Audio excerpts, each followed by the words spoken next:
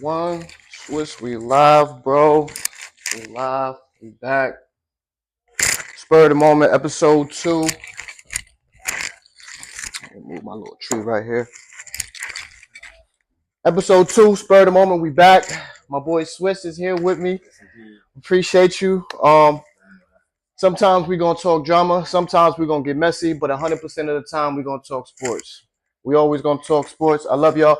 TikTok, I appreciate y'all. TikTok, I've been telling y'all for a long time that I have 2 shows. I got a podcast. It's called the Rapper Die Podcast.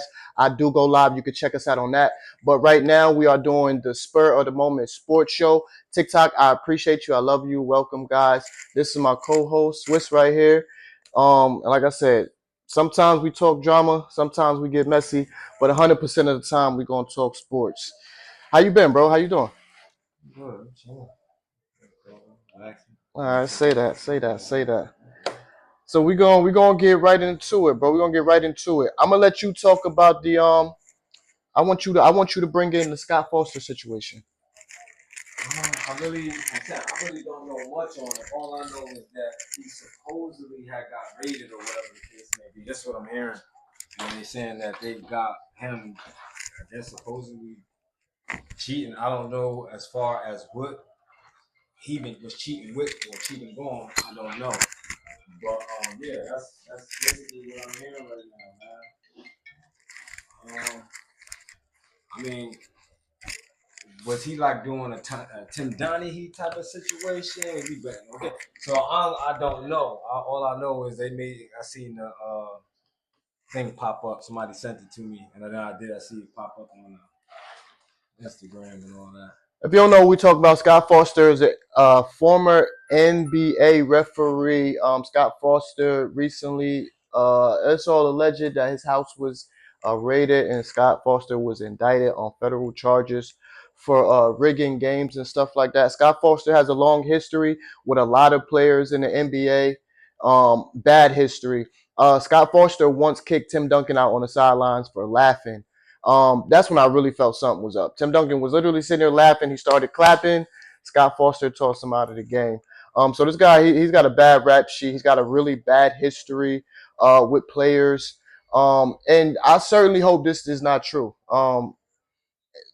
Enough people cry wolf. It's just not cry wolf anymore, 30 right? years is a long time. Yeah, bro. So I start putting a lot of stuff into perspective, a lot of different things into question. Yeah, bro. You see how, and there's been players that call him out. There's been players that call him out by name and say that he was, cheating, rigging games, not calling fouls. But only going so far in it, because the NBA is like a tight knit community. So the smallest thing could get them. You know what I mean? So they was kind of saying like what you were saying, like saying stuff, but they wasn't going direct. Because I know if he getting arrested now, it had to be some stuff they wanted to come out with. They just couldn't say at that point in time. Yeah, fact. You think he was the only? You think it was more than one referee on his type of time? Nah, it got to be more. That's 30 years they talking about. That's He ain't doing that by himself that. without having a couple of accomplices along the way. Absolutely, absolutely. I'm not gonna say I never liked Scott Foster. I never really had a reason to not like him. I never met the man personally, but yeah, From what I know, I never liked the guy. I've been watching, like I said, there's nothing wrong with for that. a long time. I never liked him. Like I said, we don't know him personally, but what I got from him, watching him and the way he carried himself, and it was like he was like the tough referee, the tough guy. So I never really dug him like that. To be honest. Yeah, bro. Scott Foster. Scott Foster has a bad rap sheet in the NBA. It's not a good rap sheet, bro. It's not a good rap sheet. So yeah, like I said, we hope something like this isn't true, even though it looks like the writing is on the wall already. Um, and it in a sense, it could taint one of the games we love, right? Like, you know what I'm saying? And then you wonder if referees are cheating now. You wonder how deep the rabbit hole goes. They already start saying shit is rigged already. So, You got the referees now. They wearing them headsets now out of the. It's like they say people put things in plain sight this way. It's like a disguise, but people ain't really picking up because it's right in your face. Absolutely, The absolutely. NBA, it's been going on way too many years, way too long for that to be what it is. Nah, facts. Headsets now. Facts. Bets start coming out, FanDuel start going, DraftKings, what have you. And now all of a sudden, referees is walking around with headsets. That's the thing. You make it legal to. You make it once the professional sports got in on the sports betting. I didn't believe it no more. I'm like, it got to be rigged. The MLB, the NBA, and the NFL, National Hockey League, tennis. These professional organizations have money inside the sports gambling world, so I don't think it could be trusted. I'm not telling you not to gamble on sports. I'm not telling you that at all because it's you know probably millions of people out there who are getting money off it. Nah, facts, facts. Such your own risk. Do your research, man. That's all I can say. Do your research. But yeah, it's crazy with Vegas because the NHL is who laid in bed with them first when they let them get the. The NHL was the first team to get the well, the Vegas first Knights. organization. Yeah, from 4 major sports, they was the first to do it. So they the one that kind of crept in, but they kind of I think the lowest paid out of all of them, so it was probably something that worked out and they benefit. Yeah, they opened the door so they can get some more money. Now everybody, I think now that the NBA is about to have a team in Vegas, I think that's going to be. Do you trust it? I'm not telling you not to tell people not to trust it, but do you trust it? I mean, it's going to be loopholes with the betting and all of that anyway, but I mean, like you said, it's at your own risk. That's what I'm saying. I'm not telling you not to bet. I'm just telling you do your research and be careful. Yeah, it's similar to the ins and outs, man. That's it. Absolutely, absolutely. Because you never know what you're getting yourself into, man. So that's your hard-earned money. Whatever you do to get your money, that's your hard-earned money, man. Take your time. But yeah, Scott Foster. It's not looking good for Scott Foster. Obviously this is all alleged. Nothing is facts right now. He's not been proven guilty of any sort. But it's yes, it's facts, bro. It's definitely not a good look for the NBA. That's what I was saying. It kind of make you feel like the game is tainted. And if it is tainted, how long has it been tainted? If it is tainted, then y'all push certain players and put them on the pedestals they're on. I don't know, man. It's not looking good for Scott Foster. It's not looking good for the NBA. But yeah, man, we'll keep you guys updated on that once we get more. Once we get once we gain more knowledge of it. Let me ask you this question, right? I watched this guy growing up. Football is my favorite sport. I love football, baseball, and basketball. I watch all three. I played football and baseball in high school, little leagues, middle school, all that stuff, right? Be and I love all the sports. I pay attention to all the sports. One of my favorite players watching growing up, he was so electric, bro, and he's a football player. He was electric with the football. He has paved the way for so many players in the style of play. Um, he changed the game in so many ways, and in a sense, I really don't think the game would be where it's at for certain players if it wasn't for him revolutionizing the game at his position.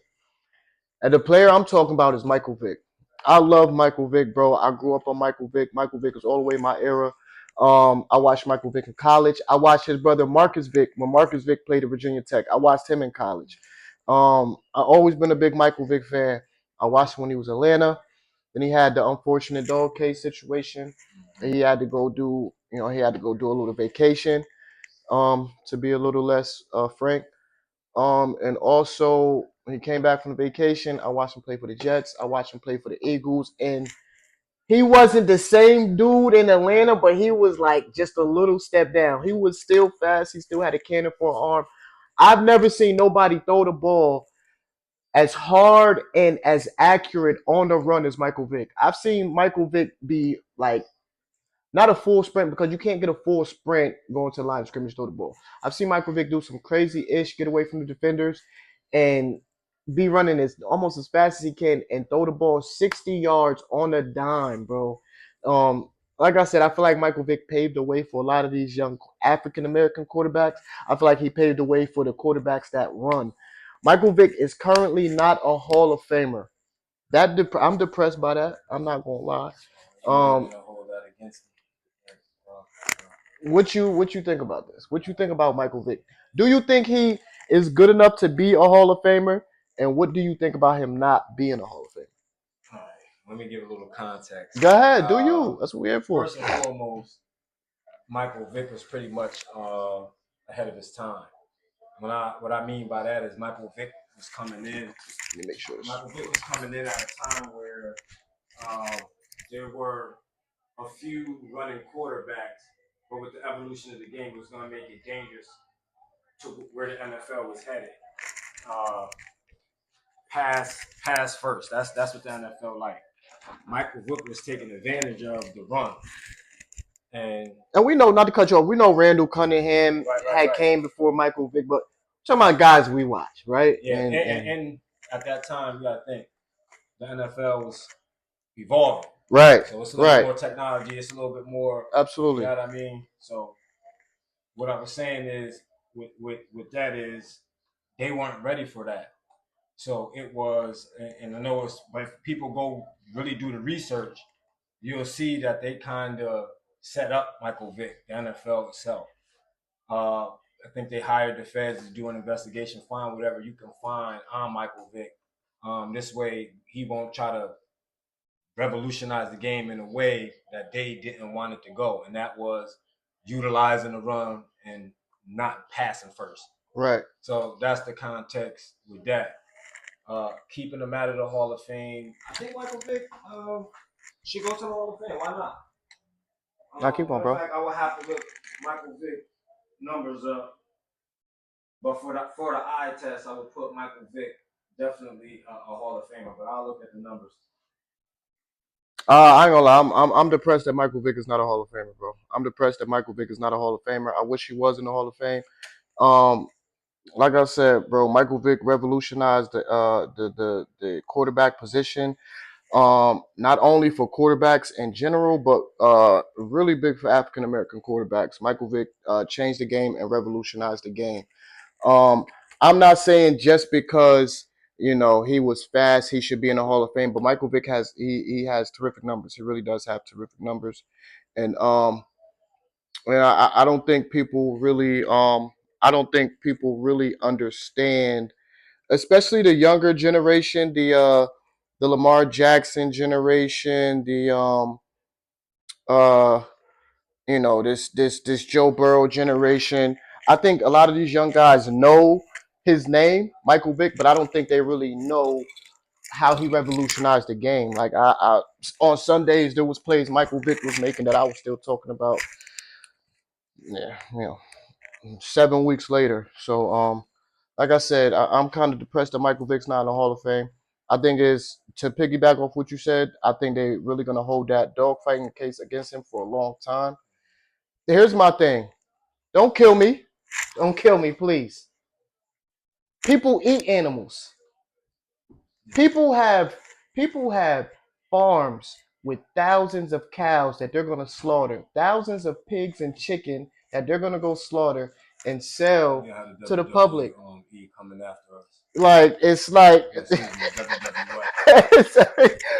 the World Wildlife Federation. I'm not saying fighting dogs is good, bro. I'm not saying fighting dogs is good. Michael Vick go fight dogs. They probably lose 5 dogs that night, not 1,000. And then with extra context, it wasn't actually Michael Vick himself. Yes, it wasn't. Dog fighting. Michael Vick was the he was just renting the house. Breadwinner, so his name was exactly yes. on the lease or whatever it is. And that's how he got in that. Right. It was his cousin per se. Right. And his cousin's man's or whatever the case may be. It wasn't Michael Vick himself. But yeah, they're gonna hold that against Michael Vick for his whole career, man. I love Michael Vick, I really do. Facebook, we are a little bit late. Facebook, if you just now tune in, I am Gus Burks, excuse me. I'm gonna try Swiss first because I don't know. Facebook, if you just tuning us, this is the Spur of the Moment Sports Show. This is me and Swiss' second episode. This is my co-host Swiss. I'm your boy Gus, and we will be way more consistent with you guys. This is only our second show. If you don't know, we go live Sundays and we go live Tuesdays. The reason we are a little bit late, the reason you're not catching the beginning of the show is because I was live on TikTok. I have a little problem with one of my phones right now, so I can't go live on my TikTok on one of my phones. So I went live on TikTok for a little while. Now we are over here with you guys on Facebook Live. But stay with us for a little bit, man. If you want to, you can send us some stars. I can't engage with you guys right now in the chat. I can't see unless Swiss pulls up the live on his phone. Um, I'm having a little issue with one of my phones right now, so I can't see the chat right now, and I don't have my laptop. But give us about, I'm telling you, give me about a week or a week and a half. I'll have my MacBook fixed, and we'll be able to engage live with the comments. But don't even trip. We got y'all. We got y'all. But yeah, let's move on. So Steve Kerr had an interview when he was talking to an NBA reporter. Um, I don't know if it was before a game or after a game, but Steve Kerr was having a conversation with an NBA official. Steve Kerr said it will be beneficial. I repeat, he said it will be beneficial if the NBA started to play 10 less games. Go. What you think? I didn't hear about this. Didn't hear about Yeah, this. facts. It's just, I seen it. I seen the little interview you did. it kind of go what we was talking about on Sunday with the balance, player empowerment, the league empowerment. It's too much power leaning to the players because even though it was Steve Kerr speaking out, he's speaking out for the players. Mm. These guys, I don't know whether you because this we just started, so I don't want to get too raunchy with it, but I think I'm gonna have to in this type of thing. These players is lazy. Once I heard LeBron, like I've been knew they was lazy, but once I heard LeBron, like he's supposed to be probably not now, but the last generation, but he's still that guy. Once I heard him in that at the in that podcast, and he was talking about it's a difference between them and back in the night, like as if they are like they don't benefit off the luxuries of technology and evolution. So for him to say, the early 2000s, our era and now till now, right, right, to back in the 90s, but he was saying it like it's not the same as if I'm like, bro, what do you mean? Everything evolved. You got, and we just mentioned this. You got better training facilities. You got better everything. Better food, better trainers, better everything. So for them to be doing, it's just laziness to me. And then now, you got people like Steve Kerr coming in, and Steve Kerr never said that when he was playing the NBA. He never said 10 games less to be fine. Right. I never heard him say that. Exactly. So why now? Because of the players. Okay. The voice for the players. I love the full circle moments. Like he said, he's speaking for the players. Cool. And he's speaking for them, and that's what's going on. These and then this on topic too, low off, but it's on for them for this generation. We here for all of it. To be saying and thinking they better than the last generation, it's the proof is in the pudding that y'all not. Ooh. They gotta put stuff. You wanna I'm glad you did that. I don't want to cut you off because I see saying so. I told you Sunday what I said. They said SGA had a deeper bag than Mike. Yeah. So it's a new conversation in town. They said SGA right now is leading the MVP. So they're saying if SGA wins MVP again and do first team all NBA, all that good shit, and wins another ring, win back to back, they saying right now he better than Zeke, Oscar Robertson, and Steph Curry. That's what they. This is what they said. Zeke is kind of another like two-time champion, Zeke, but the numbers will speak. If y'all don't know who Zeke is, Isaiah Thomas. Detroit Pistons, bad boys. His numbers will speak more for him than it will for Steph. There's no way in hell, or if he does all that. Oh, Zeke numbers speak more than Steph's? No. I'm saying speak more for him, for Zeke, than it would be for me to speak for Zeke, because I only got to see like the tail end of him. So okay, cool. Steph, I got to see from beginning everything. Yeah, we seen Davis and stuff. That's what I meant when I said that. Right. Okay. If that's he's just still a far cry from Steph. This is and I just what y'all think about this, Facebook? They said right now if Shai Gilgeous-Alexander wins another ring, so that'd be back-to-back rings, another MVP, which would be back-to-back MVPs, right? You're saying right now he'll be better than Oscar Robertson, Steph Curry, and Isaiah Thomas right now. Victims of the moment. Right. You know what I mean? Victims of the moment. But you was talking about on because I didn't want you to get off because we was talking about the NBA playing less games, and you was saying that the old generation, this generation, thinking they're better than last. Yeah, but the proof is in the pudding that it's not. The proof in the pudding being everything that's having to be added in order to get you guys to compete. In season tournaments, You got play-ins now, which we talked about a little bit. Where you jacked the in-season tournament? I mean, do you think it helps the game? The in-season tournament, no, they shouldn't have it. Guys should just Want want to to compete, compete. right? That's it. Absolutely, absolutely. That's it. I But get I it. don't even It's know a. if it's that. They think it's. Wait, I gotta make sure I say it right. Basketball is not a. Basketball is not a privilege, bro. But not. But Oh they made wait. it Am I saying that right? Well, excuse me. It's a privilege to play basketball. And these guys, I like. Listen, I privilege is blind to those that have it. Yes, bro. And I respect y'all because only you and the people closest to you know how hard you work to get where you're at today. Right. I don't know how many hours you put in that gym, young man. I don't know how many shots. You don't probably done took a million free throws. Right. And I get that, bro. But just understand that's still a gift. Just understand the creator is blessing you with something. Just understand everybody's not born and gonna grow up and be 6'6" with a mean jump shot, bro. Right. It's a select few of us that's gonna have that luxury. And I feel like they don't take the game. I'm not gonna say they don't take it as serious, but I gotta say that. I don't think they take the game as serious, bro. I just don't think they do. I don't think they do. All right, finish. Continue what you're saying. My bad. I keep cutting you off. You was talking about you talking about this generation thinking they better than the last. Yeah. So it wouldn't have to be an in-season tournament put in. It wouldn't be a play-in put in. It wouldn't be all these things, and then people could say it's money or whatever the case may be. Yeah, that comes with it, but y'all know the real reason. The guys didn't want to compete, so they had to put in different type of things in the game in order to get y'all to compete, winning money. So my thing is, if you have to do all of that, what is the what more do you need to see in order to understand that y'all not better than that last generation? Just leave that alone, play your game, and then maybe the ratings won't be down. Last generation being Kobe, AI, Melo, LeBron, or what's just whatever generation that they compare to. They're not better than none of the generations. Just all right, so because I want us to have it in perspective when people know about when we talk about generations. So this generation is Shay, Ant Man, Joker, Victor. Right. That. Right. The generation before them was Steph, Bron, KD. Okay, cool.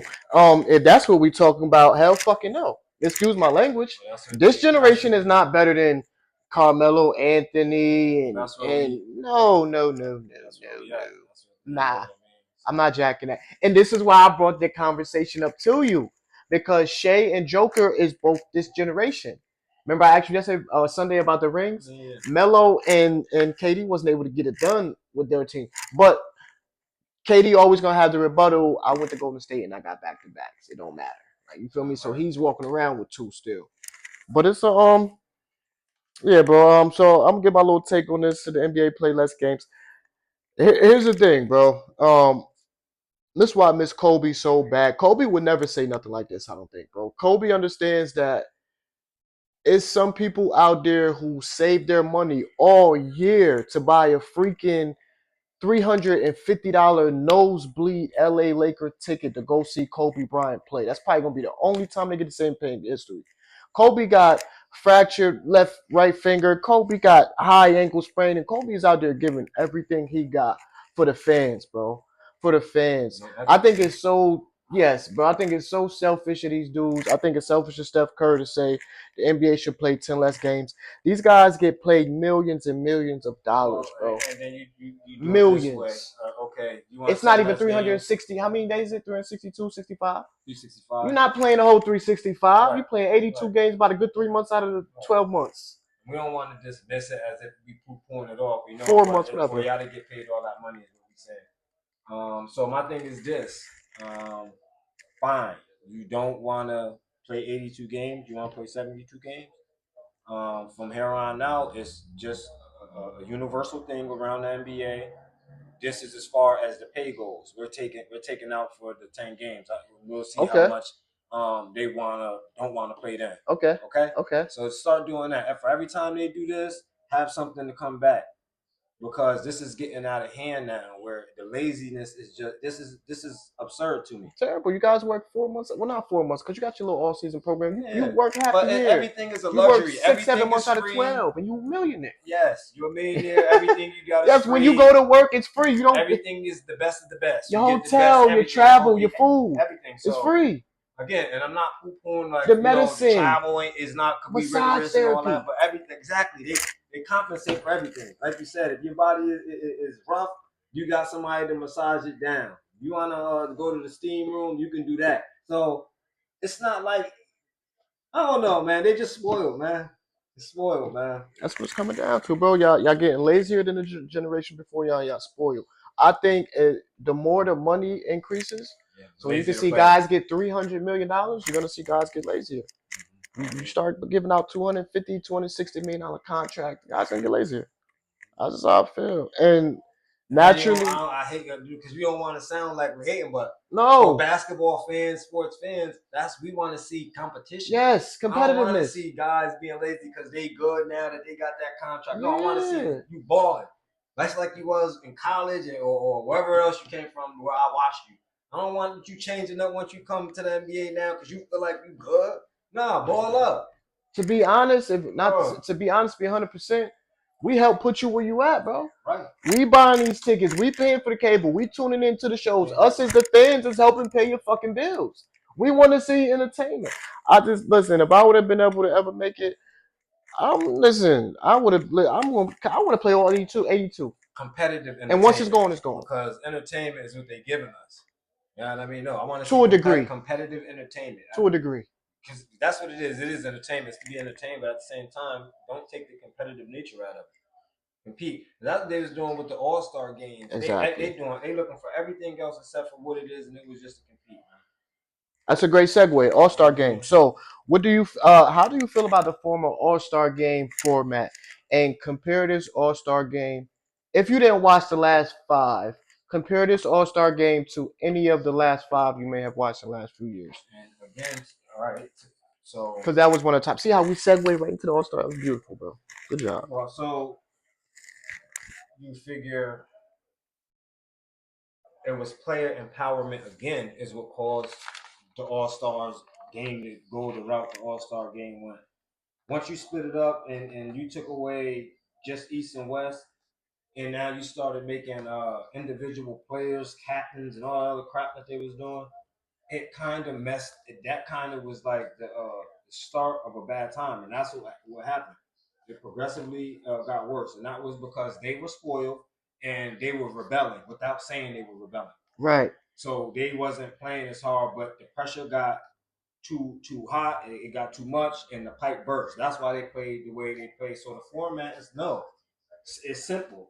Go back to what you know best, East West, and you get whatever you get out of the East and West. If the West can win 10 years straight, then the West just can win 10 years straight, or vice versa. But that's how it should go. Keep things the way things should be. The player empowerment thing, we're gonna have to just tone it down. I want cats come in, get your money. I want dudes come in, do your thing. But at what level does it come to an end for the fan? We watching. We don't want to keep seeing all that. Here's the thing, right? So when it's broke, don't fix it, right? I think the NBA did a tremendous job for years. They kept it in place, and the NBA never touched it because it was good the way it is. The players, bro, like you said, it goes right back to what you said. I don't want to sound like we haters, like bro said, because I'm gonna criticize the players again. We're not haters, bro. This is the sport we love. We grew up watching. Like bro said last Sunday, his older brothers and cousins used to punch him and wake him up and make him watch the games. I was a little shorty, and I know my big brother watching this game. We used to live in North Carolina. I was born here, but we moved down south. I used to come in on the weekend from my friend's crib, and it's a antenna on the TV, and it got the static on it, but it's Mike versus the Jazz. Like, you know what I'm saying? And I'm literally a shorty, 6, 7 years old. So we really grew up watching this. Whether I knew what basketball was at that time or not, when I seen Michael Jordan on the TV, I still grew up looking at this shit. So My stance on the NBA All Star game is the All Stars are getting lazier, bro. Once they start paying these guys these heavier bags, once these guys start getting more money, they get a little bit lazier. But it's also a part too because um I've got we got inside sources. I heard a lot of players say they you might go to the hole and get fouled, and once the ref don't call that foul, it's like I'm not about to get hurt out here. I still got the other half of the season go, especially if you were the third or fourth or second seed in your respective conference. You still got to think about the second half of the season. So you're not trying to going out there taking hard fouls and get a high ankle sprain or pull something. So it's that aspect of the game. But like I said, I feel like once they start giving these players all this money and these guys is getting 240 million, like Austin Reeves is capable of getting a 240 million dollar contract from the Lakers next year. But once you start giving all these guys this money, they're not gonna want to compete, bro. That's how this is just how I feel. I told y'all Sunday, the All-Star game when Luka and Nikola Jokic was coming up the court, passing it back and forth like some volleyball type ish, they lost me. I was done with it. Like I said, when you give all these guys this money, like Austin Reeves, he's due for 240 next year. Another perfect segue because I want to talk about that. They don't mind making a mockery of the NBA. That's they can kill less. They Go ahead. the overseas. No. Go ahead. That's what. I just that was just something I added in there. They just don't. They don't care. They make a mockery of the game. They can care Give a less. fuck about our All Star game, right? They don't give a fuck about our All Star game. So a lot of y'all might not care, but we care about big stream teams. We're gonna talk about small stream teams too. I think it's a big story in the NBA right now because Austin Reeves has played phenomenal this year. Austin Reeves is due for $240 million re-sign next year with the Lakers. The irony of this and the funny thing about this is we tried to sign Austin Reeves last year. My Spurs. I think we offered him 80 million. And he didn't sign with us. He went back to the Lakers on like a 40, $50 million deal. Now the Lakers don't want to pay you. Now they don't want to give you that 240 next year. Now they want to give you 160, 180. They want to play with your bread when you could have been with San Antonio, who's having a way better season than you. You could have been on the second best team in the West. That kind of goes into what we were saying though. They're not gonna risk that. They're not gonna compromise losing that little bit of chicken that's left on the table. And this is what's going on. It's a lot of dudes. It's been going on for a long time. Dudes that do that, they could have a better opportunity somewhere where the pay is low, but they'll go somewhere worse because the pay is a little bit more higher. A lot of dudes messed up their careers doing that too. You know what I mean? But that's a little off top. But that's just no. That's on topic. To your point in which you was, you know what I mean, where you was going with it. Uh, all right. Because I want to be careful about how we're doing. All right, listen. So is Austin Reeves wrong for not signing with San Antonio and re-signing with the Lakers? No, he's not wrong. First of all, he had a lot of things going his favor. You're in one of the biggest markets in the NBA in Los Angeles, right? No matter what sport it is, you're in Los Angeles, whether it's NBA, NFL. Turn around. Yeah, so he can still get market and sponsors and stuff like that. You can still make it back in endorsements, right? You can make money back in endorsements. So you're playing for a big market. Second thing you got going for you, you're playing next to Luka Doncic and LeBron James. Right. It's like I'm Austin Reeves. I'm averaging 26 points a game this year. If I can't figure it out with LeBron and Luka, something's wrong, right? So you had that thing playing in your favor. But now all that ish is turned around against you because now the Lakers don't want to pay you. They're just dangling you out there like a little piece of meat. They're using you like you're so expendable. It's kind of like a slap in the face. It's kind of disrespectful. Austin Reeves has had a huge jump, bro. He's had a huge jump. He's played terrific this year. That kind of segue into another question I got for you. You think the Lakers are better with Austin Reeves on the floor or LeBron? So like Luka's there, but would they be better with LeBron or Austin Reeves? AR. AR? Why? Younger. He's to a point. It's to a point where, to me, his stats will lead to wins more than what LeBron contribution could be. The 41-year-old. Yeah, he is just. And then I watch, like again, we've been watching a long time. LeBron does a lot of like veering off to where he's not playing defense, stuff like that. Austin Reeves is younger. He ain't got the best defense, but the effort is there. Absolutely. LeBron, on the other hand, and this is not to jump into him, but the question is on him. So Yeah. he's not doing that now. It's just simply just too old, man. So I would rather they are on the court if I can choose right now. And I know it's crazy, but that's where we at right now, man. It's not crazy because we're in 2026, bro. LeBron got drafted in Yeah. 2003. Yeah. Respectfully, LeBron's had a beautiful long career. One of, I gotta say, probably the most illustrious sports career I've ever seen. Unless I'm you're glad you Tom said it Brady. that way. That you said a sports career. Unless you're Tom Brady. I'm not saying I'm not gonna say he's the best basketball player of all time. I'm not gonna say that. But I will say, as far as a sports career, LeBron, like I said, other than Tom Brady, who has 7 Super Bowl wins as a starting quarterback, 6 with one team and 1 with another, he probably has the most illustrious sports career of all time. But that'd be the thing with me, and this is off topic. How illustrious could it be when you Tom Brady and you are known for about 3 or 4 different type of gates? You know, I don't understand that. But that's a different topic for. I like that. We got time. We got time today. We got time today. We got time today, cuz. Like the little Caucasian kid. We got time today, I cuz. literally need to understand why that is. I don't understand. This guy has been suspended games. This ain't nothing I'm making up. This is a fact. Suspended games.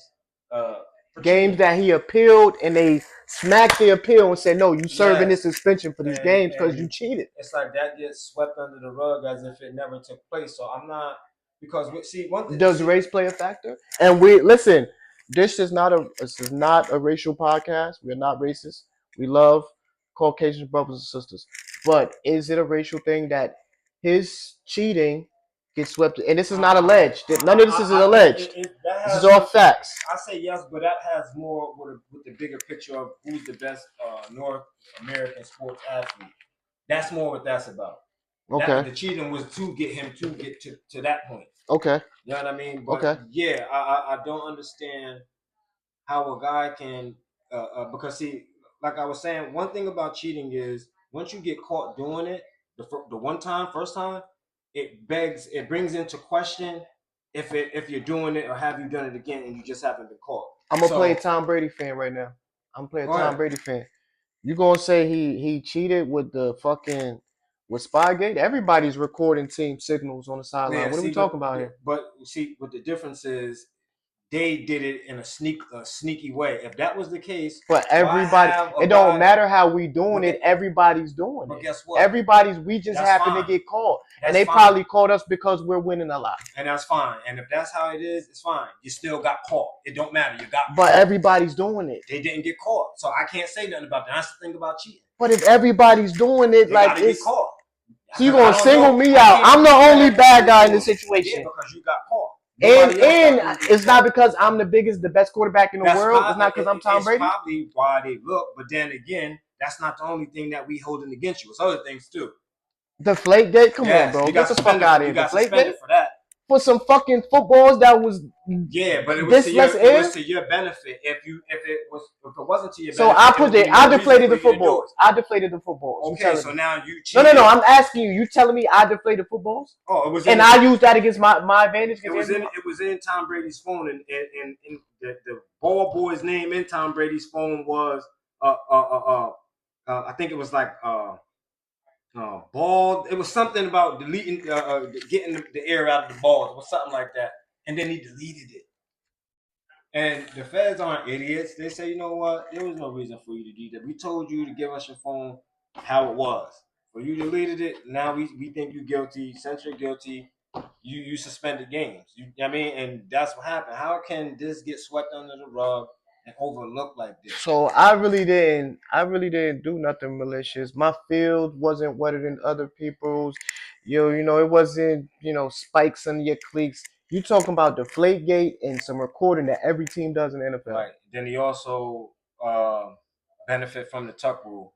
That was also a big defining moment. Oh, come on. It's not a fumble. If it's not a fumble, it's not a fumble. Well, why? Well, if you can question the other things that we just talked about, why not question the fact that that rule been in place since the '80s, and that was the only time it got used between the '80s and that up until that time of Because it had to be 2002 done right and that then, AFC bro. Championship It game. had to be done, bro. Yes, to make Tom Brady, to start Tom Brady on the field to where he is at now.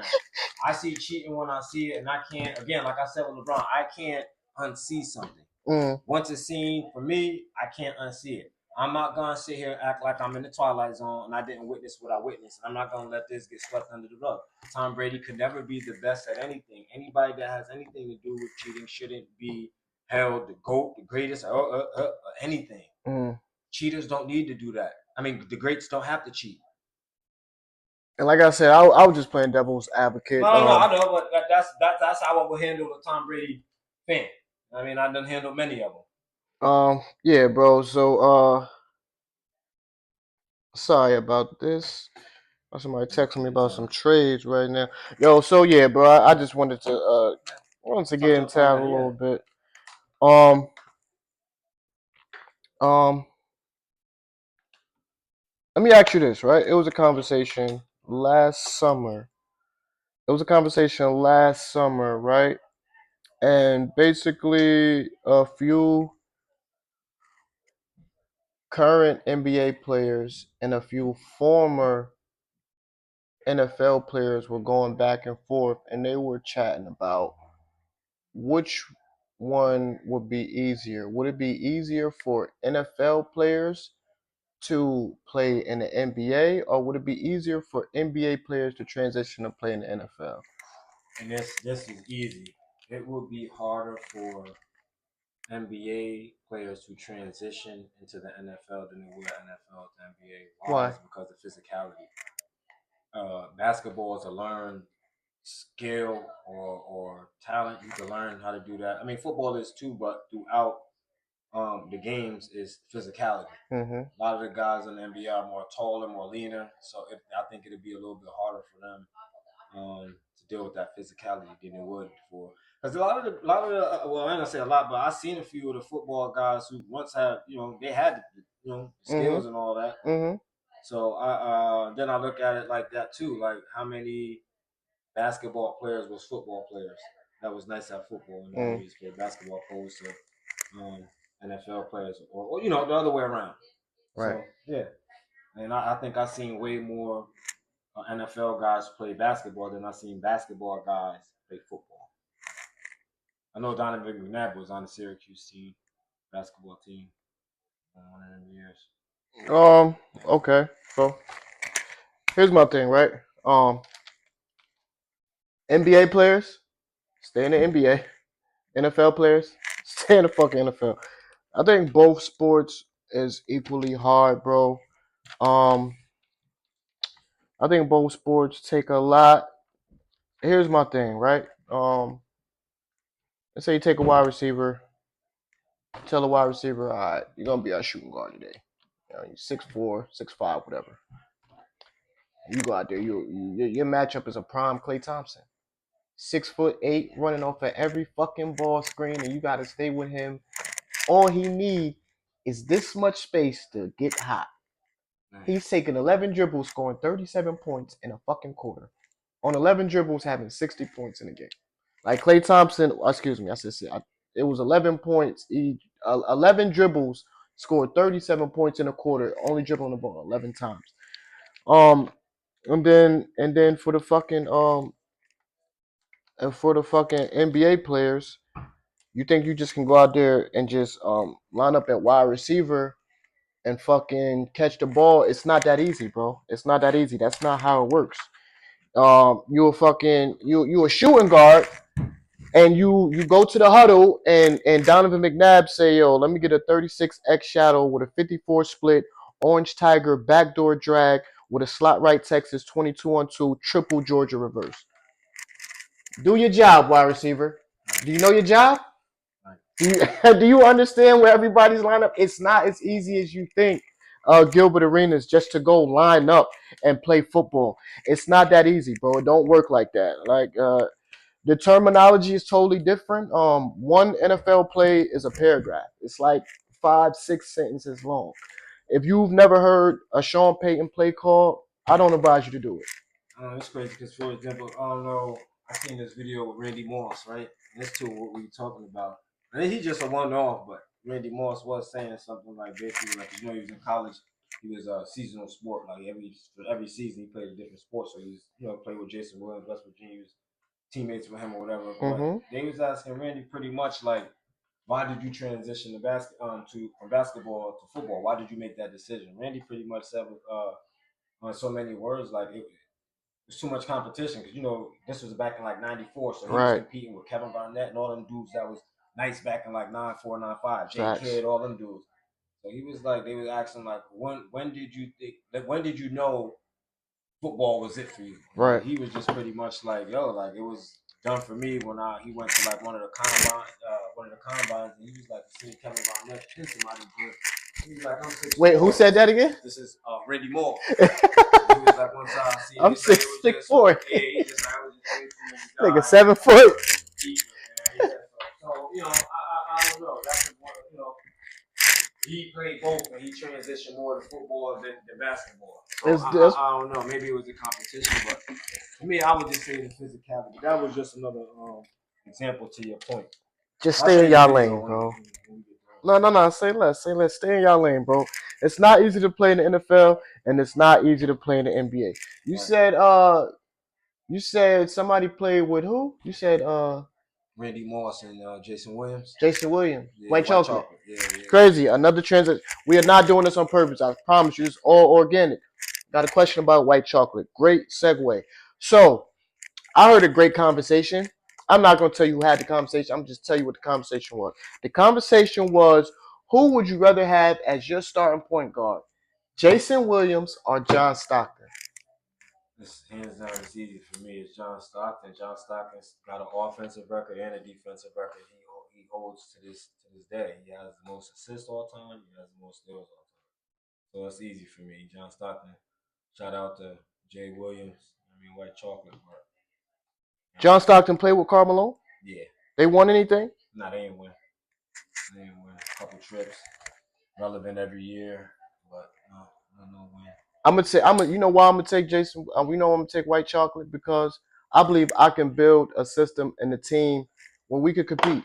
I don't need you to go out there and get me 28 and 12 on an every night basis. If you can give me a consistent 18 and 10, I can build the rest of this team up to where I'll have a star.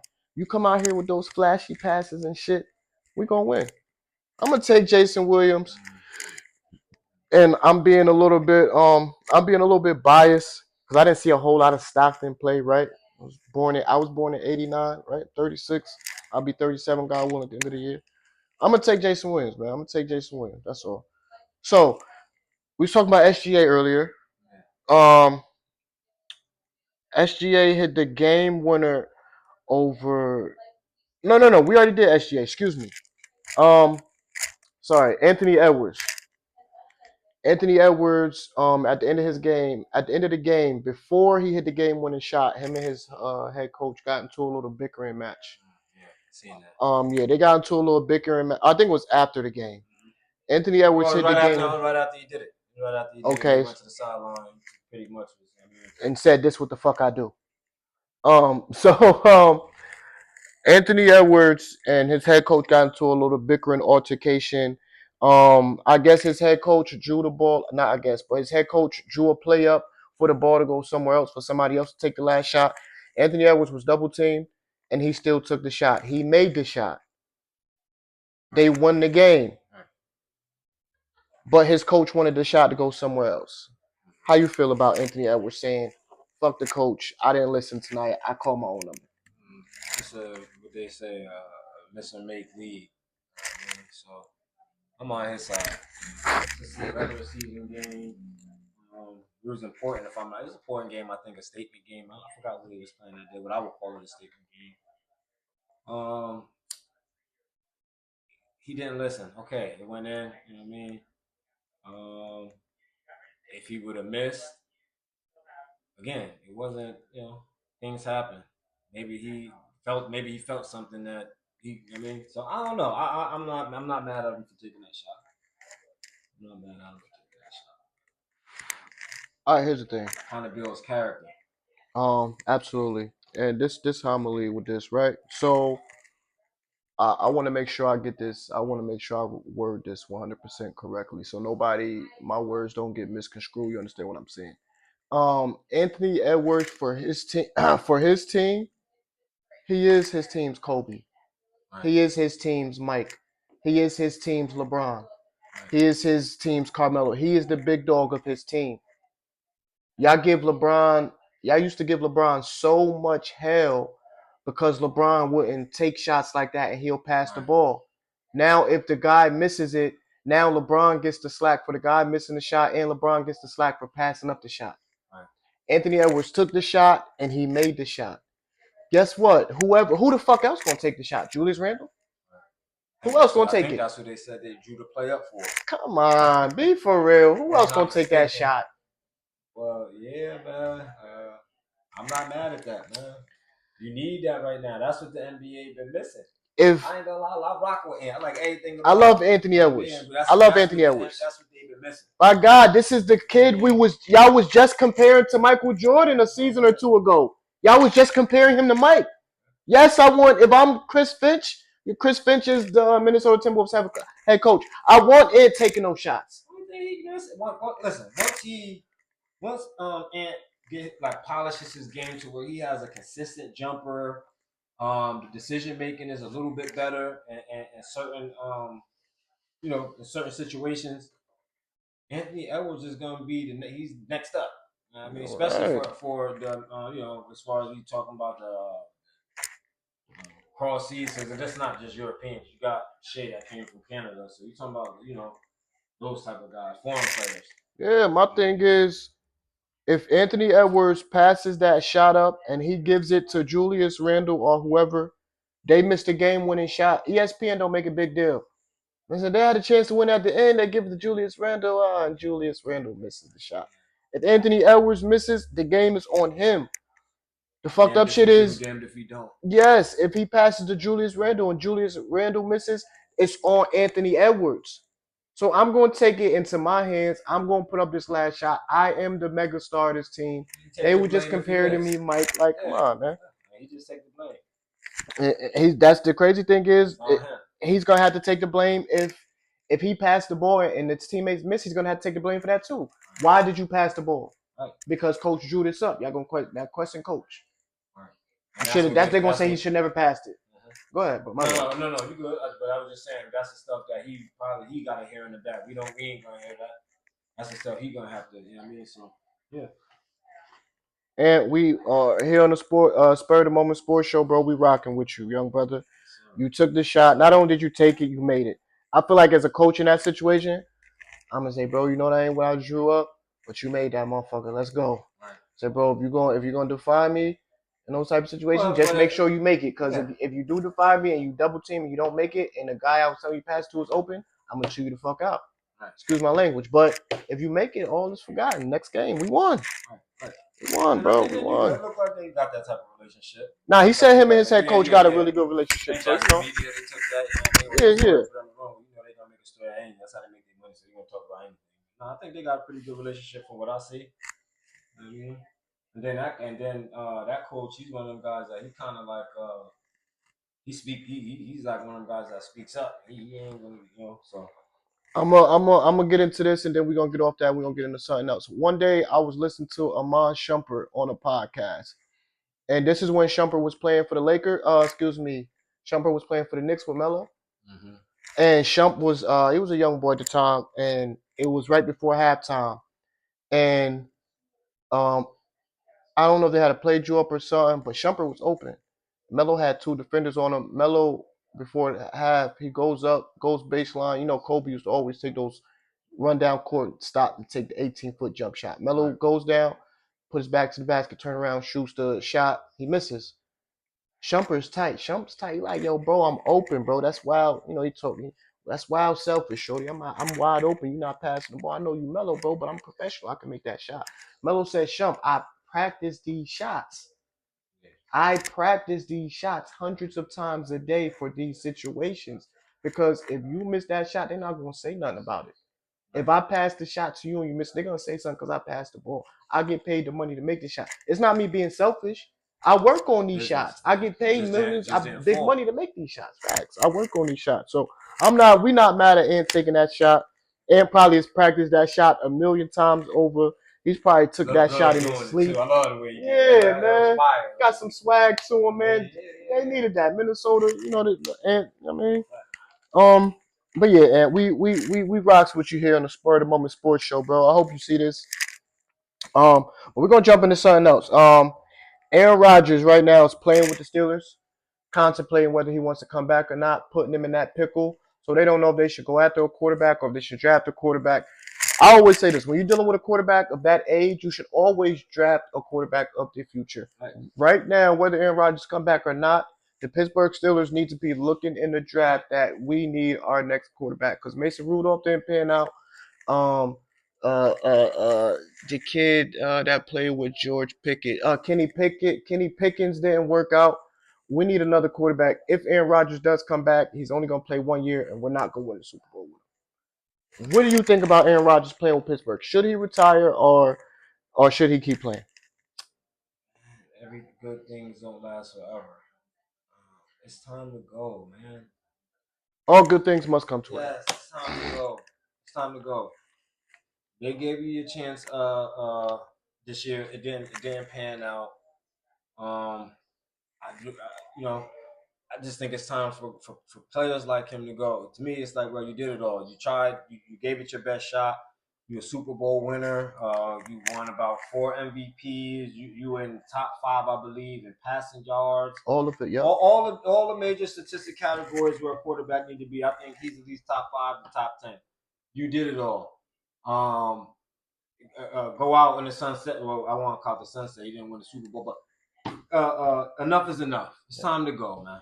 I think this would be the best time for him to go. You just made the playoffs, right? So you can go off in a little bit of goodness, man. My team made the playoffs last year. Why everything got to be a cat going out when he at his worst?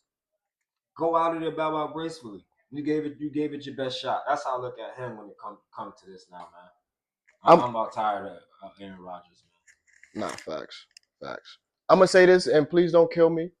I'm gonna compare it to another situation, NBA. I'm a huge Vince Carter fan. We all love Vince Carter. Vince Carter played till he was like 42, 43 years old. And essentially what you're doing in that situation, bro, is you are standing in the door of what could be the next big superstar, the next great young player. There's players that work their whole life to get to these positions, and now he can't get in there because there's a 41-year-old Aaron Rodgers who still wants to play football. Right. There's a 42-year-old Vince Carter who still wants to play 20 minutes a night, come off the bench. When that could be some 19, 20-year-old kid's opportunity that's really put in the time, that's really deserved these opportunities. Bro, when it's your time to go, bro, go out gracefully, bro. Understand that football or basketball or professional sports in that matter didn't start with you, and professional sports is not going to end with you, bro. You have to understand that you are directly standing in the way of some young guy out there who's worked his whole life to get to the same point you're at. I'm not talking about being as great as you are. I'm talking about being a starting quarterback on somebody's team. I'm talking about being a starting shooting guard, a small forward on somebody's team, and somebody who's chased this their whole life. And I want an opportunity to show you that I can be a valuable piece to this team. So, bro, I really feel like y'all be standing in these young guys' way. Forgive me when I say this. I don't mean I'm biased. I think it's really selfish, but I can't say it's quite selfish because Aaron Rodgers worked hard to get to that point too, right? He was a kid at one point he had dreams wanting to be a starting quarterback in the NFL. So he still, he probably don't want to walk away from the game because, like you said, respect the game. That's what it comes down to. But like you said about LeBron, Aaron Rodgers hasn't had more years in NFL than out, but he's been there a long time. He don't know how to walk away. He probably don't know what a regular day is like without being in the NFL. So I get that aspect of it, bro. But in the same sense, I got to be more on the side of there's a young kid out there, bro, who I feel like you probably are standing in his way. Respect the game, bow out gracefully, bro. Retire and let the next young guys have their opportunity, bro. 100%. Because when it was Brett Favre, in Green Bay, and I'm a huge Brett Favre fan. I watched that whole situation. They kicked Brett Favre out of Green Bay to give you your opportunity, bro. Go ahead and retire, bro. You made millions. You're good. Your kids should be able to be sent off of the achievements and the money you've made in your lifetime. Get out the way, bro. Start your next chapter, making money some other way, more generational wealth, and give it to somebody else. 100%. 100%. Yeah. All right. We got a couple more topics, and we're gonna get out of here. Dana White. Dana White. I heard Dana White say that he wants to take over boxing, and he wants to sign all the boxers, especially the big name boxers. He said he's watched these guys, these promoters and these other guys that handle and run the sport of boxing. He said they've been in the way for years. Um, he talked about, I'm gonna name drop the guys he name dropped. He talked about Oscar De La Hoya and his promotion company and his crew. He talked about the guy's name with an S.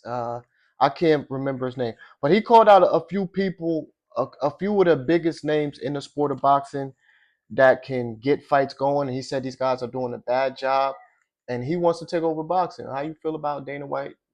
The UFC. He said UFC does nothing less than 42 fights a year. He said his goal is to get boxing to that number or right under. So he wants to take over, and he wants to see at least 42 fights a year, anywhere from 40 to 42 or more possible. What you think? I love the idea. I don't love it coming from him. Dana White is not one of them dudes. He runs people away. A lot of from the UFC, he ran a lot of the top guys out of there from his attitude. If I love the idea. If you want to do it, let somebody else run it. Maybe he can be like maybe a president or something like that, or Yeah, something behind like the that. scenes. But Just we're your not name's putting on you. Yeah, it. we're not making you the direct guy that this goes to. We're not doing that. So So he's not a people person. He's not good with people. no, he's not. I don't believe he. I like the idea. I don't like that he be the guy that is going through. No, nope. Okay, here's my thing. I don't really know how good of a people person he is. Um, if you're gonna treat people right, right? If you're gonna treat people like my co-host said, then yeah, just let somebody else run it. You put your bread in it. If you're gonna Right. treat people right, and you're gonna actually get the sport of boxing back, because I remember I was with Jaffe, Alo, and somebody else, and we was at Jaffe crib, and this was like five. This like no, not five. This like probably 2 3 years ago, and we were watching. I think it was Shakur Stevenson, and I was like, "Yo, bro, I just feel like the sport of boxing right now was down." And I was like, "Nah, it's Shakur Stevenson. What's bro name? Just retired that beat the Spanish dude. Oh yeah, Bud Yeah, Crawford. Bud. It's like, nah, we got Bud, we got Shakur Stevenson. Then ain't a couple more guys. I'm like, yo, bro, that's cool, but boxing is still down. It's not. I'm like, yo, bro, when boxing was where it was supposed to be, I can name 15 fighters off the top of my head from all different weight classes. I'm like, yo, bro, I can't tell you 15 different fighters right now. I can tell you a few, but I can't name 15 different boxers right now. And I'm talking boxers from welterweight, super welterweight, middleweight, heavyweight, super heavy. I knew boxers from all Right. classes, bro. I'm like, I can't tell you too many boxers right now. Do I still keep up with the sport? Yes. I still watch the big fights. I still do all that. I pay attention. We are in the sports media now, right? So we have to pay attention to a lot of sports. I really do think boxing is down. If you're gonna get in there and help it out, I'm all for it. But Boxing is down now because the heavyweight division is down. It goes through the heavyweight division, that's the interesting take. and when it really boils down to is the same thing as all the other sports we talk about. It comes down to the money.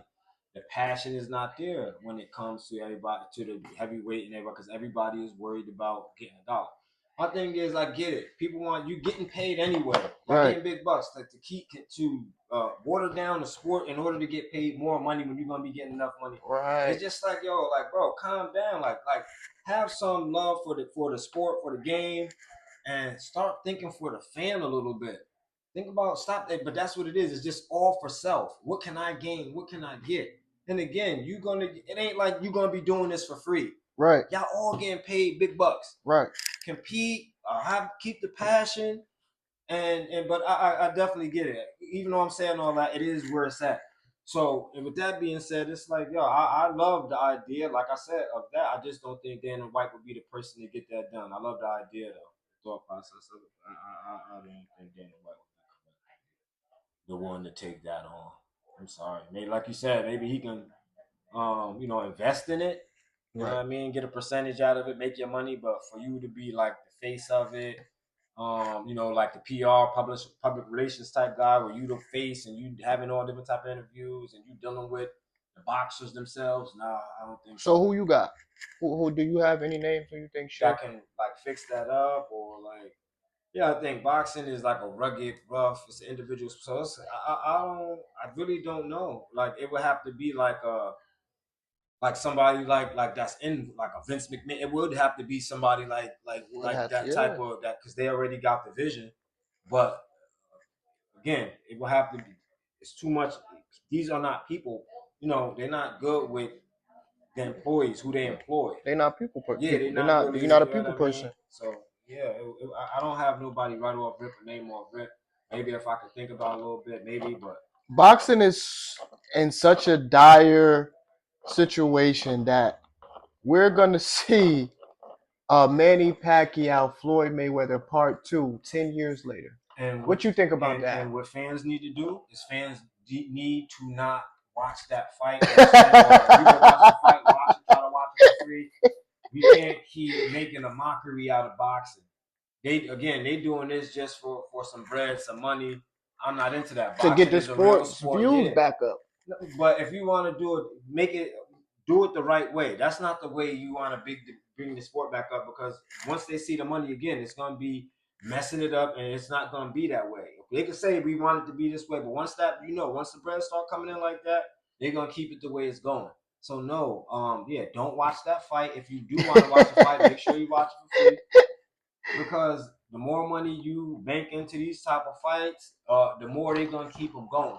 This is an exhibition. Not again, but this is an exhibition, and this don't All go the on way. nobody record. Nobody gets a win or an official Exactly. win or loss to their record that they had when they And were my still thing fighting is, professional. if you want to go out there and you want to box, take it seriously and put your record on the line.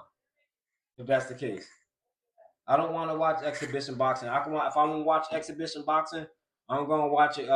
Chad and Joe box. Some That's my guys I thing. don't How know. serious do you think? Because I think it's fair to say that we all know Manny Pacquiao always had more power than Floyd. So how serious you think Floyd's going to take this? He ain't trying to take a hit on the chin and get knocked out. You think behind the scenes they are going over this and planning this, and it's going to be a 100%, planned out fight? 100%, 100%, 100%. Yeah, man. Yeah, it's crazy. So to you, everything in professional sports right now, the competition level is down because the athletes are getting paid a handsome amount of money and they're lazy. And that's with all the sports. Yeah. It's they're getting the money, but it's not just lazy. It's the being self entitled after you getting the money that's making them lazy. It's not they just automatic lazy. I'm glad you You said get that what I'm because I was saying? going to say, you think anybody made it to the NBA being lazy? No, but that's It's what I'm after saying. they It's get not. their Yes, bread. it's not, and it's not lazy. It's like After you get your bread, you just not as hungry as you was before. yeah. So I don't want to. Let me rephrase. I don't want to say Again, lazy. like that. Again, like that. After you get your bread, it happens with a lot of professions. Even the rap game. I do a rap podcast, Rap or Die. It happens with the rappers too. When they get their bag, see, they start getting lazy. These rappers get a good hit or two that's still bumping 5, 6, 7 years later. They not in the studio no more. They still eating millions off of that hit. Like not even being funny, not to call nobody else. Look at Roddy Rich. Because in the bag, I think that's the name of that track, right? But you know that big track Roddy Rich Yeah. had. Roddy Rich ain't gotta do nothing but perform that song the rest of his life. He don't got another album or song if he wants to. Skirt, skirt. Yeah, you know what I'm saying? He ain't gotta do if he don't want to, he don't gotta do nothing else, man. He don't gotta do nothing else, man. But yeah, man, I think is there anything else you wanted to get into? I think that might have been the last. Oh no, it's not. Go. It's not. It's not. It's not. It's not. It's not. I love this, man. I love it, man. I Let me love this. do. Let me. I know it's. I know it's Pistons. Pistons. Knicks. It's not this particular order. Cavs, Celtics, and we'll say Toronto for the East. We're gonna do a contender pretender session, and then we're gonna get out of here. We're gonna do what I feel are the top five teams in the Eastern Conference and what I feel are the top five teams in the Western Conference. And these teams are not in no particular order. I'm just gonna name the teams. I'm gonna name five teams from the East. You're gonna tell me whether you think they're contenders or pretenders as far as winning the championship, and you're gonna tell me why you think they're contenders or why you think they're pretenders. Let me finish right in the West there. Obviously, OKC, San Antonio's second. I think you got Denver, you got Rockets, OKC, San Antonio, Denver, Rockets. It's not Lakers. They had dropped. We'll throw Ant in there. I'm gonna get to it, ladies and gentlemen. This is the contender pretender session. So, like I said, I'm gonna name what I feel like is the top five teams in the Eastern Conference, and I'm gonna name what I feel like is the top five teams in the Western Conference. And my co-host is gonna tell me whether he think they're contenders or pretenders pertaining an NBA championship. So we're gonna start with the East Coast, right? Contender pretender. Detroit Pistons, go off. Nah, they contenders this year. They contenders this year because they kept that team. That team already done been to the playoffs last season, so they got a little bit of experience. Kate Cunningham took on a leadership role on that team. And it looked like they all sold. They all respect Cade. That twin, he real good on the Asar, offensive end, defensive end. Asar Thompson. Yep. Yes, yep. They got a well-rounded team. They got a nice bench. Duren, I like him. He can work on Jalen his Durant. game. Yep. Yeah, he can work on his game a little bit, polish it up a little bit. All star this year. Yeah, so yep. I think they're a contender. Okay, so I don't want to give y'all some little bullish answer. Here's what I'm gonna say.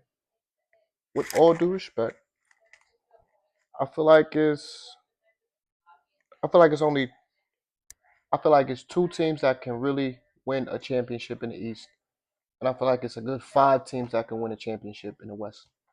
Um, as far as I'm gonna say really three, 3, 4. I'll get to it. Um, with the Detroit Pistons. I think the Detroit Pistons are pretenders. I like what Detroit is doing. I think Detroit can get all the way to the finals, predicated off their defense and Cade. And if those other guys step up, they kind of got an offense like Oklahoma City. They ran through their point guard, and everybody else steps up. Is there a number two? Yes, but sometimes that number two don't show up. It's not consistent. I'm talking about Jalen Duren. I'm talking about Jalen Williams. So I think they got a lot of similarities in how their offense is not ran per se as far as the plays that they call, but they're both ran by their point guard being very ball dominant, and their offense as far as them winning games, they're both reliant on their point guards to score a lot of points per night and create plays. Um, I don't think Detroit has a consistent enough number two to win an NBA championship. I think you can get by if you have a solid number one scorer and everybody else do their job. I don't know if everybody's gonna do it. I don't see Isaiah Stewart hitting a bunch of threes off the bench in the playoffs. I don't see Jalen Duren being able to average, 24 points. I think K's gonna go off. I think he's gonna do him. I think they can get to the finals, but I just don't think they can win the NBA championship right now. I think they're still one piece away. Um, right? Like if they could get like if they could go out there and not um if they could go trade for a Giannis and not have to give up too many pieces. But that's the thing. When you're talking Giannis, you're always gonna have to give up. You're gonna have to give up that bread. You're gonna have to give up some pieces. Would you agree that the Dallas Mavericks got ripped off in the Luka Doncic trade? I won't Anthony say. Davis a year later is on another team. I say it's a better trade. I won't say it was a rip. It wasn't ripped off. I'll say it was a better If trade. we're the Lakers, we still got Luka Dallas. Y'all don't trade Anthony Davis to another team the next year.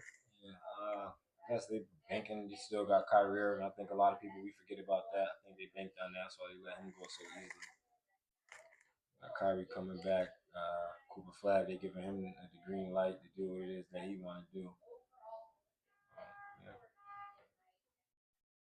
Okay. But I never had a problem with Cade because I look at Cade like he a big point guard. No, I So like Cade. he go hold the low, but I get it. I kind of I get what you're saying. I like Cade. I respect this game. I'm not gonna say I like Cade, so to speak, but I respect Cade Cunningham's game. I respect what he brings to the game of basketball. I like what he does on the basketball floor. But yeah, I think I'm gonna end it there. I think the Pistons can get to the finals. I just don't think they can win it. Like and the reason why I asked you, do you think um Dallas got ripped off in the Luka Doncic trade because they didn't have to give up the house to get Luka. So my thing with some of these trades, especially nowadays, bro, when you know your superstar wants to leave and eventually he can walk because of free agency and you can't get nothing for him, you're kind of inclined to trade him and get something back while you can. I've seen it happen firsthand. I was a witness. It happened with my Spurs. Kawhi Leonard didn't want to be there no more. In a couple years, he could have walked. We wouldn't have been able to re-sign him. The best package we could get was fucking Jakob Poeltl, DeMar DeRozan, and some draft picks. We I feel like we got ripped off. Kawhi left and won a championship the next year. And we were basically a bad team ever since then. We made the playoffs 1 or 2 years, but it was like seventh, eighth seed. It was some real bullish. That's why I said that, because you don't have to, when you know your superstar don't want to be there no more, and he's gonna be a free agent next year or the year after that. It's like I can walk and you can get nothing for me, or you can trade me now and you can, you know. But then it handicaps you because you know that these teams know we don't got to give you the house. We could wait till Giannis leaves as a free agent. We could sign him. So you could take this or you could wait. That's what I'm saying. So if Detroit wanted to get Giannis, you think they'll have to give up the house to get a Giannis? Giannis is still in his prime. He's 30 years old. So, all right, we're gonna go to the next team. Your boys. Let's do it. The New York Knickerbockers. Contenders or pretenders? Go off. Take your time. We contenders. We contenders. We contenders. I don't want no bias. Tell me why y'all We contenders. contenders. Why y'all why is your New York Knicks contenders? Just got an overall good team. I think the way we losing games right now is because we still figuring it out as far as you don't got a lot of time to figure it out. No, but that's what I was leading to. The playoffs is a whole different animal. We're talking matchups now. So we already got the experience. This is a team that done won 50 games. We're gonna be on the. It's gonna be 3 straight seasons of 50 plus win games. Come this time, we've been there. Consistent. Yeah, we've been consistent. Like I said, we got an overall good team. Like I said, I think we just just gelling with the new acquisitions, man. That's it. I think we definitely contenders. We beat all the good teams. We lost to some of the good teams, but we beat them too. Right. We beating the main. So, I think we looking good. Like I said on Sunday, the only thing I feel like we really missing is played a good game with OKC. Identity. A real good game with OKC. Yeah. They played a good game against them. That was a good game. So, yeah. All right, so here we go. Right. Don't kill me. Nah, I feel like the Knicks is contenders. I feel like the Knicks. The only thing that's missing with the Knicks is their consistency. When you look at the Knicks, bro, they got everything you need. They can shoot the ball from three. Um, they have a number one scorer. Then you look, they got a number two scorer. Then if Cat not showing up, Mikal Bridges could be the number two scorer on any given night. I love what OG Anunoby brings to this team. OG Anunoby is a dog. He can go out there and get you 29 points when he feel like it, and he can guard your best player and make it a difficult night for your best player to get their points. Mitchell Robinson is a straight dog. Yes, he shoots 30% from the free throw line. We get that. But Mitchell Robinson will go out there and have 5 points and 16 rebounds and 4 or 5 blocks. He's a tremendous asset on the defensive end, and he actually finishes the defensive possession out. You just don't play defense and contest the shot. You got to turn around, you got to box out, and you got to finish the possession by grabbing the defensive rebound. Mitchell Robinson does a great job of that. He hits the offensive glass. He kills us on the offensive glass just about every time we play the Knicks. Yeah, man. I mentioned OG Anunoby. Then I got Josh Hart. I don't agree with him sticking his finger up of guys woo woo, but hey, that's that. That's on him. And he did that during the NBA Cup right after the game, or live on stage. But anyway, the Knicks got everything you need. They got the dog at point guard, Jalen Brunson. They can stop you. They got height at the big men. At the big men position, they got height and athleticism when you need it. That's a big thing. They have athleticism on the wing, on the perimeter. Um, Glad yeah, you said bro. that too. It's yeah, go ahead. With the finger thing. That's because when you said that, you put me right. It's not toughness or not. It's seriousness. That's what Serious it is, this bro. year. The Knicks are missing the seriousness. Cause you put your thumb up Yes, Jalen Brunson it's the woo right there in seriousness front of the we missing. world. What? Yes, definitely. That's what we missing. Seriousness. But I think the Knicks got the makings of being a championship team, but you still gotta go out there and you gotta put the work in and you have to win. I'm not gonna lie, Knicks fans, I'm gonna say this. Y'all made a big boo-boo.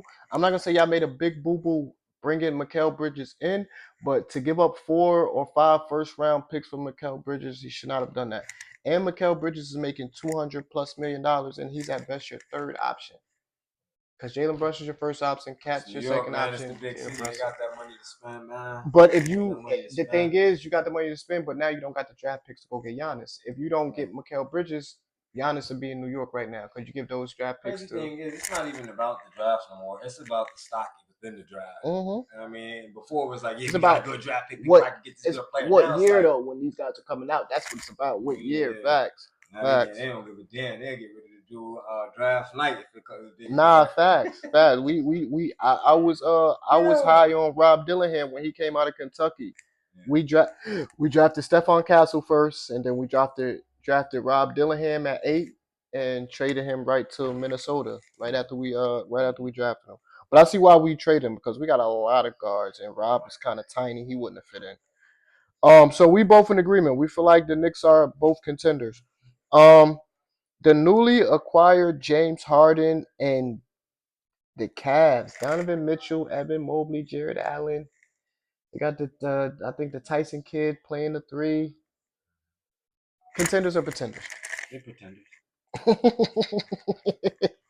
Here we go. Until James Harden can prove to me that he can play a good playoff series. Jaffe, but Jaffe been called him whack. I don't think that much is going to happen. I give Cleveland maybe second round exit. So yeah, I just don't think. Like I said, it's not only James Harden, it's just that team too. I can add some stuff to them. It just that core. It's just not a good core. They missing a couple things, a couple pieces, and I don't think they can get the job done winning no championship this year. No, I don't think they can be a sleeper because they're not really being slept on. They kind of getting a little bit of extra credit ever since they got Harden. You had the best record in the East last year. You was the number one seed. Ain't nobody sleeping on you. And you just went and got James Harden. So you can't be like you said. You can't be a sleeper. They're pretenders, bro. They're pretenders. It's when y'all traded for James Harden, even though y'all wasn't gonna win it before y'all got James Harden. Right. Me and Jaffe used to argue all the time because he used to say he felt James Harden was better than Kawhi Leonard. He felt James Harden was. I said, bro, I respect you. I respect everything James Harden has done in the regular season, but when it comes to the postseason, James Harden, he is not that same killer. Does he have terrible postseason numbers? No, he has decent postseason numbers. But how many Western Conference Finals appearances? How many times he got his team to a finals? You know what I'm saying? James Harden is just not that guy in the playoffs that he is in the regular season. There is a such thing as a regular season player, bro. James Harden is a regular season player. In the regular season, he puts his team on his back and they win a bunch of games. In the postseason, you don't see that. You don't see that. They went got never missed a playoff just for context. So he's never missed a playoffs in his career. Yes, that people don't know that. James Harden has never missed a playoffs in his career. That is a fact. That is a fact.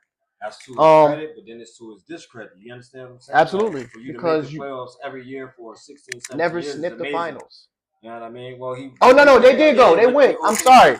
They went to the finals. Well, OKC. He was a young boy. Right. Sorry, don't kill me. He did go to the finals. but that was more That was, I mean, Kevin Durant, Russell Westbrook yeah. team. I mean, he As the contributed. big dog, Yeah. he has never No. sniffed the finals as a No. big dog. Since you got traded to Houston and got that bread, no. Unfortunately for Chris Paul, because I think they If he had doesn't something. get No, they hurt, had they something was up there. in that Yeah. So, series. They was but up in that injuries series. happen. I mean, see what happened to KD. Kawhi and them capable of Damn, a Chris chance they Paul, you don't just get had one. he was a great player. You just had like some crazy situations. Yeah, You got man. hurt when y'all was up against Golden State. You had the Scott Foster situation, so it's like, dang, Chris Paul. But you still rich beyond your years, you know. You ain't never gonna I worry about mean, nothing. shit, but You're gonna be I driving always Bentleys say until they bury you. that So legacy. I mean, you can drive all the Bentleys in the world, but that legacy is, you know what I mean, that legacy is everything. that legacy matters. Yeah, I That mean, legacy that matters. these championships, that's the difference between you being known and unknown 20 years from now. You understand what I'm saying? Legacy. Championship. And the thing with Chris is he don't got nothing. CP ain't got nothing that's like you second and third, and you're not first and nothing. You know So what I mean? is So it worse for him or Carmelo Anthony? as far as what not getting a As championship, far yes. uh, I say probably real talk us. I say it's even. It ain't one that they both should have won. One, you know what I mean? Them two are AI. What's worse? I mean they all. AI play with Melo. I say them. Okay. They had we got like all AI play reality. with AI Eric didn't Snow. really play with He played with them. Eric Then Snow. again, we went over this in Sunday that even on Denver, they was 50 wins. It ain't like these boys was 500. And no, these boys was 50 Nah, they plus was wins beasting. each year. So And they was both top you know what I five mean, and scoring scoring. when So they played together. So that they had had some the good Lakers in teams, San bro. Antonio. Those dudes was crazy. So Great players keep other great players from winning right, championships. right. That's That's what unfortunately, happens, man. man. All right, so we both in agreement. We don't believe the Cavs are contenders at all. We think the Cavs is playing around. Um, Boston Celtics, contenders or pretenders? Go on. No, I think Boston. I think they contenders. But for Because of me, Jason Tatum. no, I think bringing Jason Tatum in is going to cost them ultimately going into the Is playoffs. there any real expectation for Jason Tatum coming back off of Achilles? And he's the first one to Nah, come back as fast as he did. nah, I'm not hearing too much. From what I'm hearing, I don't think it's no real No real, expectation. right? Yeah, where they good right We now. don't want no setbacks. We want you to go Right. out there and They really can't do no worse. It's towards right. the end of the You're not gonna make season. us lose You right said, now. right. You're not. I mean, you're not. As long as you don't hurt us. But again, it's minute restrictions, and Right. he playing. He's And not that's gonna playing be back to for a back. little minute. Yeah, that's So gonna be a little yeah. minute. So you yeah, but you said contenders or pretenders? Contenders. They contenders. They can win a ring. Yeah, yeah. Okay. That So team's why good. so what you Oh, said you feel like why? ultimate They to me they just got they already got championship DNA. championship pedigree, I absolutely. think Jalen Brown stepped up to where he got paid to do because he got that $300 million Yes. contract, Yes. and I think they gave both of them that in order for just in case this happened, and it happened. So for him to have stepped up, you know what I mean? I think that like he's not like a one man show, but he's the leader of that team right now. They understand It's he's the leader of his, that right. team right now, It's his band. and I think they got good pieces. Role players. Yeah, good role players, good pieces to the team. Yeah, I think they're good money. I mean, they got So championship DNA. let me ask you this. Why you say you feel like ultimately Jason Tatum will cost them? If you feel Because like they contenders. You mean right now? Because you feel like you feel like, like they cause I'm saying like contender. going into the like right now, yeah, but now that they incorporated him back, it may not be contenders now because I don't know how they going even with him uh minute restrictions and not playing back to back. It's like now you no matter what the chemistry is now switched up now because we gotta make sure you incorporate it one way or the other now. Right. Absolutely. You got to get yours. Yeah, And you get what I'm saying, and it ain't it like, could mess up the and chemistry that's what because yeah, somebody has to get less shots. That was getting right. more shots.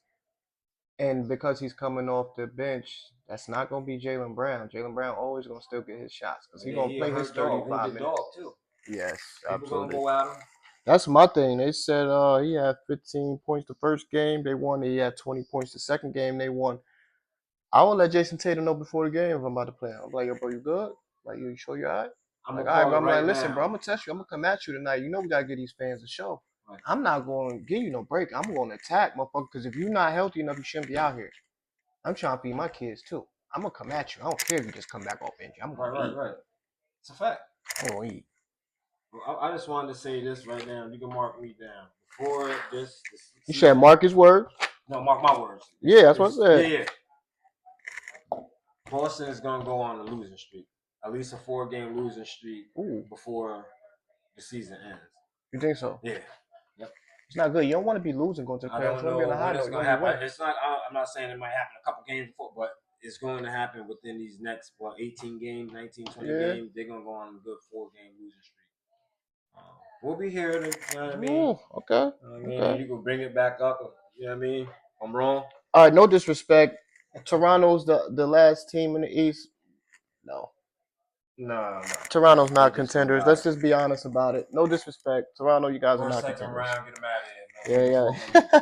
You're not contenders. I'm sorry. We're gonna go to the Western Conference. We're gonna start with the big dogs. Oklahoma City Thunders. Go off. You know they're contending. You know that. Yeah. I think they got the best record in the league right now. Still, yep. By like 2 games. Shea balling. Back and balling. BB. The team, they got a good overall team, man. They got damn near 11, 12 man rotation. You having cats coming up in there I never seen before. Who the hell is this? They saying he like this era's modern day AI. I don't see it. That's because you can score a bunch of points. Yeah, no. Your game is not. Your game don't model that. No, not at all. I respect you. He's averaged 30 points the last 3 years, going on 4. And I got to give SGA that. He's averaged 30 points the last 3 years, shooting 50%. And why he's able to do that is because of the way they say he a foul baiter. Yes, and it goes to he is a foul baiter on Sunday about the rule switch for the second wave of European athletes, and he falls in. He's not European, but he's a foreign player from Canada. And when they switch the rules up, he knows how to go around the rules now. So now it's with these guys. That's why so much foul baiting with him. He figured out a way to work the system of the rules that they switch for them. And that's what's happening. This is why he's able to do that. Now he got a pure mid-range game. His mid-range is spectacular. He's a good player, specky. But I understand how he's getting to this 30. It's a modern day 30, and that's what I'm gonna start calling it, so people can start modern day understand 30. What it Break is. down the modern day 30. Modern day 30 is easy bread, man. It's make a lot of free throws. They call a lot of fouls. You can't touch players, so players is able to walk into just 3-pointers, and you can't. You got to back because walk you down in the mid-range shots and all that. You get what I'm saying? You can't be in the way when they landing. You got to be. So all of that they learn. You don't agree with that? Giving the shooter space to land? That's dangerous. No, but I don't like it to be. What word I'm looking for? I don't like it to be where they kind of categorize you can't do this. You got to do it a certain way. I don't like that. Yeah, give them space to land, but don't make it put it out there because now again it's like a system now to where it can be worked now. All right, they said you can't do this, and now it's instead of playing basketball, you looking for a way to draw fouls or get out of, and that's whack. Okay. Nobody, the fan don't want to see that. So I think that's how he get to that 30, that modern day 30. Is he this generation's AI? I feel disrespect that he ain't nothing near no AI. I watched AI. They giving this dude everything AI in college. They saying he's this generation's AI. And I watched AI in the NBA. There's saying nothing. He got a deeper bag than Mike. Yeah, there's nothing. Saying he about to be better than Steph, Oscar Robertson, and just being victims of the moment, man. That's what you got to call it. It's not more than being victims. And again, it's not to knock him. He's a good player. He's a good player. I respect that. SGA. He's a great player. I see what it is. Again, I'm not going to play a blind eye, and I'm not going to act like I'm in the Twilight Zone. That's why I be sending you some stuff so you can actually watch what these people be saying. Because I'm going to start sending you everything I see, bro, so you can see everything they be saying, bro. That's one thing about me, though, Gus. I'm not going to sit here. I'm not appeasing nobody. I'm saying what I'm saying. No, facts. I'm not appeasing anyone. And that's why I fucks with you, bro. I can't. If I see it, that's what I see. I'm not gonna act like I'm not seeing it, and I'm like, oh, No, He this is turned a blind happening. This eye is how to I'm it. seeing it, and Right. this is what it is. We all watching He the a same foul thing. He's baiter. a foul baiter. We He a all foul seeing that. baiter. I seen a play last year, bro, where SGA was going to the hole and they replayed it. I'll be streaming games now. And I'm on my phone, they replayed it like 7 times. SGA is going to the hole, trips over his own feet, and throws his body up like he got fouled. Bro, I promise you on my soul, bro, I can't make this up. If I had kids, I would put it on my kids, bro. SGA is he's going to the rack. He's I driving, think I getting remember this. downhill. He trips over his own 2 feet and he throws his body in the air and the ball goes out of bounds and he makes noise. Hey, like he got fouled and did all this and they gave him the foul call. The announcers went back and watched the replay and they say SGA should have been fined for flopping. SGA never got touched and they zoomed in on his feet. He tripped over his own 2 feet. The defender was not touching him, bro. The defender honestly was like almost a foot away. They was close because he's guarding him, but the defender was really like a foot away, bro. And that's why, as long as there's no fines being imposed, they're going to continue to do that. They were supposed, and like the analyst said, that was supposed to been take place and transpire. When they start doing all this sucker stuff, and they acting like they getting fouled and they flopping around, it should be fines because that's the only thing that's going to stop it. Is that it's not going to stop unless you do that. That's the only way anything's stopping now is if you're playing with cat's pocket. That's it, man. Fine them. They need to be fined. We know what a flop is. Why? I guarantee you it stops. We need back. I don't know why are they allowing this for this long. Um, You scream A and then you in the paint, you should be fine. There's no scream. What are you screaming for? bro. I gotta all the way 100% agree with Swiss because once I seen that, there's no way I can't label you a foul baiter, bro. There's no way I can't label you a foul baiter. Speaking of SGA and Oklahoma City Thunder, yo, bro, you could share the live for me. Um, I got SGA you. Do it once we. SGA hit the game winner in Denver. I mean, in Oklahoma City against the Nuggets. Um, this is the people they be wondering, they be thinking is Joker the reason why SGA be playing so well when he plays against Denver. It's not. It's Jamal Murray. If you know anything about basketball, they both play on the Canada team. Jamal Murray was the big dog, the starting point guard on that Canada team for years. SGA got nice, came up. SGA is the starting point guard now. Now Jamal Murray's the two. So I feel like when they go head to head in the They more NBA, going at it. I feel like SGA, like I'm about to show you why I'm the big dog, why I'm the starting one on the Canada team, and why you got to play the shooting guard because I'm the better guard. It's kind of for me. It's like when Victor played against Chet Holmgren. When Victor see Chet, he like, listen, bro, I'm better than you. I'm gonna have the best numbers on the floor tonight, and my team is about to beat your team. And Chet don't understand that in Victor's mind, this is a rivalry. I'm not going to say it. I'm not going to especially say it out loud now because you're not even the best player on your team. Your best player on the team is the MVP who got y'all that ring. So I can't even have a rivalry with you no more. But every time I step on the court, I'm gonna show you why it's no competition, why I'm better than you, and my team is gonna win this game. So I feel like it's some little inside beef right there. Right. But he took the step back three, hit the step back three against Nikola Jokic and the Denver Nuggets, won the game. It was a big shot. I ain't gonna lie. The boy is nice. I'm not taking nothing away from SGA. He is nice. I don't want him. I don't want us to overrate him before shit. It's like you can't really. Can you overrate him? He's averaged 30 points the last 3 years on 50% shooting, damn near close to the 50, Well, 40, it's 90 not really club that every they year. being overrated. If It's y'all don't know that what the y'all 50, 40, 90 is, it's 50% from the field, 40% from three, 90% from the free throw line. right. He's almost 50, 40, 90, damn near, are close to it every year too with the Again, this is averaging modern day. 30. This is modern day stuff. And I mean, that's why he's able to do that. Big up to him though for being, excuse me, because I know it's a hard task. So big up to him for being able to get it done. It's a hard task, but it just wasn't as hard as a task as it would have been if you threw him back then. You Okay. understand what I'm saying? And not to take away from his game, I don't think he does this back then either because he has a real finesse game, and back then they could put their hands on you and stuff like that. He'd probably be more around 22, 23, which ain't bad back then. Right. Denver Nuggets, contenders or pretenders? Oh, I think OKC is contenders. I forgot to answer it. I let Swiss answer. I Yeah. think they contenders. They got all the right pieces. Obviously, uh, statistically, the number one defensive team in the NBA, one of the best offenses in the NBA. They got a whole bunch of role players that know how to play their role. Casey and Wallace on their team leads the league in steals. So obviously, they play both ends of the ball. I just told you they got the number one defense in the NBA. They got a big dog. They got somebody that can close the game out, and they got a pretty consistent, solid number two scorer in Jalen Williams. And like I said, the role players know their roles. They know their jobs. Nobody get out of character, and they seem like they're pretty good. Not pretty good. They seem like they're a pretty fun team. Solid. Yeah, they seem like they what I'm trying to say, enjoy being around each other.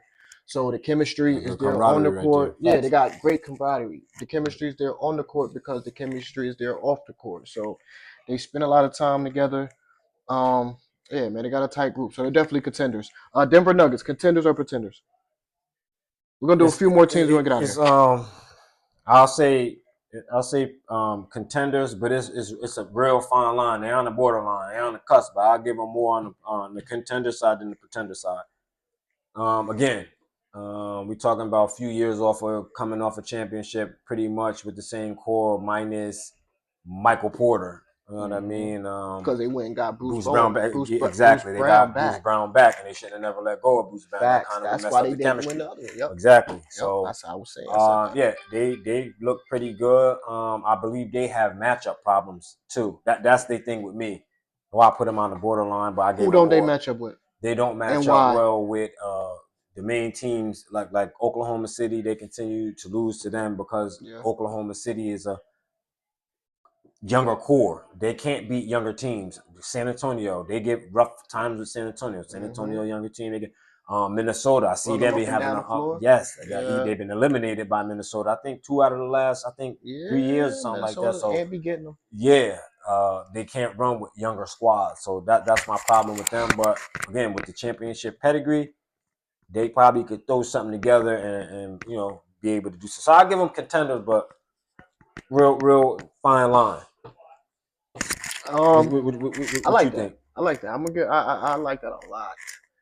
I, um, I'm gonna give them contenders, but I'm gonna give them like the bottom contenders. Like you Right, still right, right. contenders, you can win, but But I like got these if other it's dudes top over you five if I got teams, to choose. you like 4 or 5. If Okay. it's like you know what I'm Yeah, saying. yeah. I think they're contenders though. I think they're contenders. They do play good defense. Nikola Jokic, Yeah, I left that out. They do. he can be They do. subjected. You can score, but Nikola Jokic in clutch situations, he's gonna slide his feet. He's gonna at least try to play defense. But they play pretty solid defense. Um, Obviously, Joker's their big dog. He's gonna get it done. You got Jamal Murray there. He can be big dog some nights. So they definitely got a 1-2 tandem. Um, like we said a couple minutes ago, they brought Bruce Brown back. Mm-hmm. I think they're a year past that. I think they should have found a way to re-sign him. I think the championship year he left the next year, went signed 3 years, 45 million with the Pacers, if I'm not mistaken. So I think they contenders. I think they contenders. I like Christian Brown, a young Caucasian kid. Man, Christian straight Spells his from name Kansas. Braun. Yeah. Brown. First time I ever Brown. seen Brown spelled like that, but I guess I don't know. But I like him. He's good. The other kid, I haven't seen too much from him this year. He's still over there, Peyton Watson. I'm not sure. I haven't been seeing him. Damn, I haven't been seeing Peyton Watson. Is Peyton Watson still with Denver? If he's not, he had to leave like this year, or he's been injured or He something. ain't been getting no game time or something, maybe or Yeah, something. but I like him as well. Aaron Gordon, I think is out right now, but No, he Aaron came Gordon, back. He oh, he's came back. back. Yeah, he came back. Aaron Gordon Mm-hmm. plays such a huge role on that team. Right, Aaron right. Gordon, I'm so glad for him that he left Orlando Magic and went into a team where he's found a real role and can actually impact the game with scoring the basketball. He's just not a flashy dunker no more. He has a 3-point shot. He can make the threes. He's a tough Yeah. rebounder. He brings that. He brings that Draymond Green toughness to the team, right? He's Right. gonna stand up for his teammates. He ain't no little soft ass dude out there on the court, and he's big. He's not little. He's big. He's Right. about 6'9". He's about 6'10", Remember we was and he on still got Arizona. bungees. You know what I'm saying? Mhm. So yeah, they like OKC in the sense of their role players know what they're supposed to do, and they don't get outside of their body, right? Right. They do what they're supposed to do. They know Nobody's they trying to do too much. Yeah, Right, they know their role. They know their role. So Before you move on, just let me go just ahead, do throw you. this in there real Do quick. you. Do As you. far as Let's like get to with it. Orlando, this is a little bit off topic, but I just want to give a little bit of Mm-hmm. explanation. Orlando drafts It's the sports, best nothing on topic, bro. the best players. Orlando drafts. They have nice draft picks. The Orlando franchise needs to find a better way to keep their franchises. They always get nice drafts, like even like Ben Carroll, Shaq, Hardaway, Dwight Howard. They get good draft picks. They kind of went with like with Markall Fultz. Markel Fultz. Yeah. Yep. So but he got Why is drafted to that? Philly. Matter Why of is it a fact, team like Orlando? Because you can say what you want. Orlando's not a small market. Is it Miami? No. they It's not San consider Antonio. it small market, but I'm on the same type of time as you. I don't think it's like in Florida. I don't begin. I guess because Miami got that. I Orlando's a don't lit know, city, man. bro. I don't, Orlando's but a lit spot. I don't know. My sister live out there, so My sister lived I down there. don't be known Literally. by Shout out to my sister a Trisha. lot of I people. love you, I don't sis. know, man. Like the live for me. I don't know why is Orlando considered a small market? I Why guess can't teams like that now I got another team for you that if Ant don't end up winning in Minnesota the next 2 years, he's out of there. See, they lost KG. Why can't these teams not only keep these players, but win with these players? Especially when you know what you got in these guys. You ain't got if I'm Ant, you ain't got me Julius Randle. That's who you ain't got. You traded Cat for Julius. That's what I'm supposed to compete with. you know what it is. That's what I'm gonna win a championship with. Is D's No disrespect. He can win with Julius, but he needs another player on that team that's better than Julius. Julius gotta be like the third right. option. And I ain't no disrespect again to No Julius. disrespect to Julius Randle. He's a good player. These leagues got to stop banking and always trying to keep the bigger market teams on top. That's where the problem in lies at. They continue to try to keep But they these say people that on top. the big markets drive the league. That's a great Hey, one. We're gonna get hey, into hey, that hey, another hey, show, yeah, but all right, but no. Come on, no, because we're gonna do a little bit right now. But that's a great topic, bro, because it's so when you watch a lot of these sports shows and let's say you're a Pelicans fan, you're not hearing your freaking team being talked about. They're talking about Lakers. They're talking about Celtics. They're talking about Dodgers. They're talking about Knicks. They're talking about, you know what I'm saying? They're talking about the big market teams, bro. They're not talking Celtics. Huh? Win? Yeah. Yeah, like OKC. Shea get Like OKC. OKC. OKC is a small That's what I'm market. saying. You get what I'm saying? You went Indiana's a small market. Yes. 2 small market teams were in the finals last year. I mean, So there you go. There you go. But yeah, bro, they're always down playing the small markets, bro. I like we were saying. I think Denver is a contender team. We're going to the next team. Houston Rockets, contenders, pretenders. Huh? Pretenders. Why? I don't think they respect KD enough. That's number one. Ooh, just the players. Houston? Yeah, they respect him, but I feel like I think Sengun think it's his team opposed to this is our team. This is the OG right here. He got championship. Should he not feel like that with an old ass Kevin Durant? That's not Kevin. But that's just the thing. Kevin Durant is just old. But Kevin Durant stats lead to wins. It's Kevin Durant averaged about 27 this season. I think 5 assists. How much better you think Houston is playing last year than this year? Last year they were second in the West. Number 2 seed. Yep. I always looked at them like, especially how they lost in the playoffs. They just was one of the teams that just had a decent year, but they wasn't really about nothing. So you don't think they're about nothing this year, even after they I went think got they're KD? a good team, but I just don't. They don't give me that to buy into it. I don't and buy you feel into like it. the players don't respect Kevin Durant right I now. don't think they, but that's not the only. I think they don't really respect Kevin Durant the way they should, and all the way through. And I just don't think they got like that camaraderie somebody with the other team. I don't think they got a camaraderie like that. That's another thing. Then with the KD, I don't know how far they're gonna go with his fake burner account and all that stuff as well, because you don't know, you know what I mean? KD burner account getting So in the little way. stuff like that. Yeah. Yeah, I ain't bought into him yet, man. No. So I'm gonna go with this. I think the Houston Rockets are pretenders. You know what did it for me? Um, Preseason.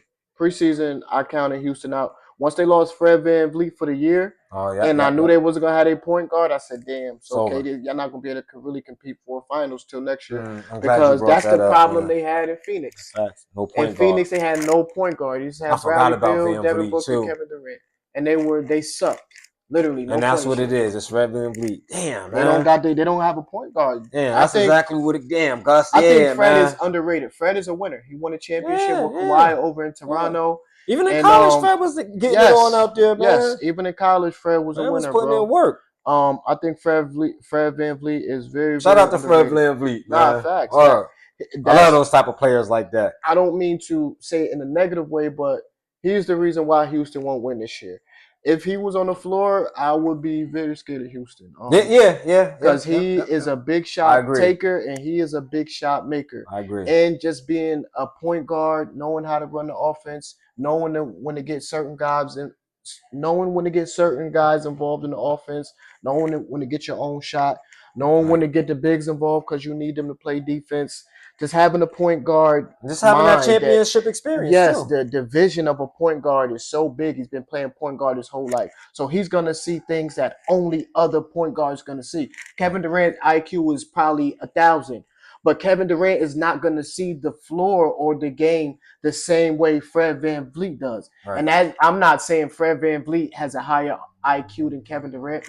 I'm talking about playing the point guard position. Kevin Durant's not going to see the floor like Fred Van Right. Vliet because he's been playing.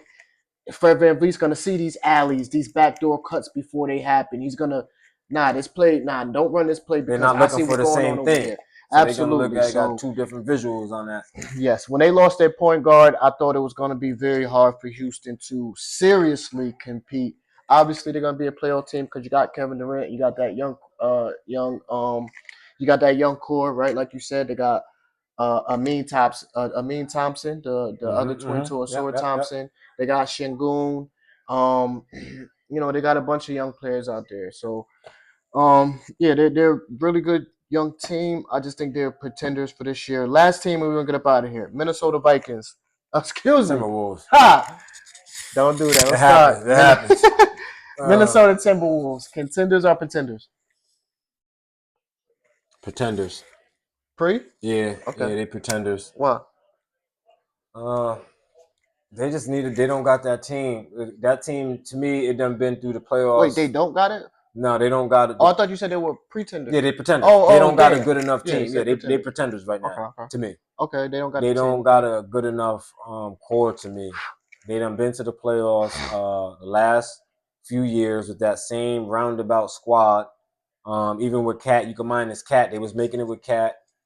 I think they was playing teams with Cat, if I'm not mistaken. I don't think they was even. Mm-hmm. But then when you fast forward to now with Julius Randle and Mike Conley, they got a couple other young cats. But yeah, I don't think they got the pieces for them to me to be contenders. Let me ask you this. It's still on topic, but it's a little bit off topic. Yeah, talk to me. Do you think Anthony Edwards ever wins a championship in Minnesota? I know it's a big hypothetical question, but we sports minds. This is what we do sometimes. I'm saying that it's like subjective. It depends on if they're gonna get him what he need. He can, So far, they haven't. he can, but that team ain't that team isn't good enough to. That's what I'm I saying. mean, So far, they haven't. so.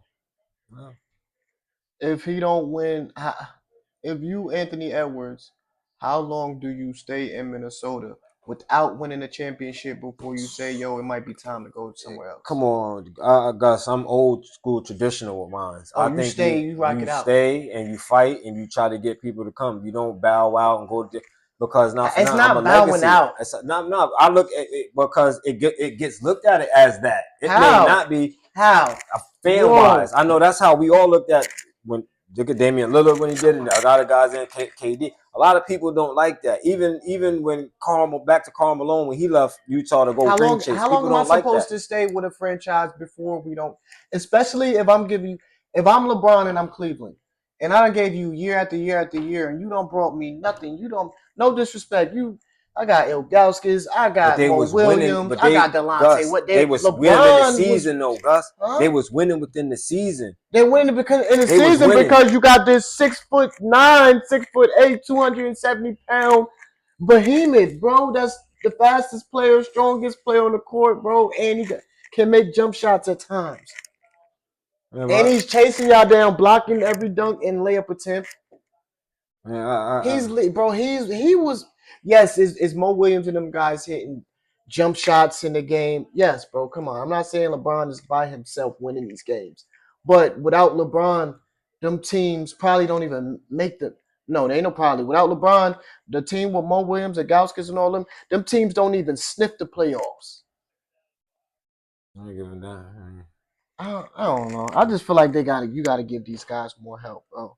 I just think you gotta give I them more mean, help, my bro. thing is this: when you winning, people gonna want to come. Continue to win, and you just gotta have a good recruit game. But when you winning, you not. It's like, yo, come over here, yo. It's pros and cons. I know it's cold out here, you know what I mean. But yo, we winning right now. You gotta go. You know what I mean. You gotta do what you need to do.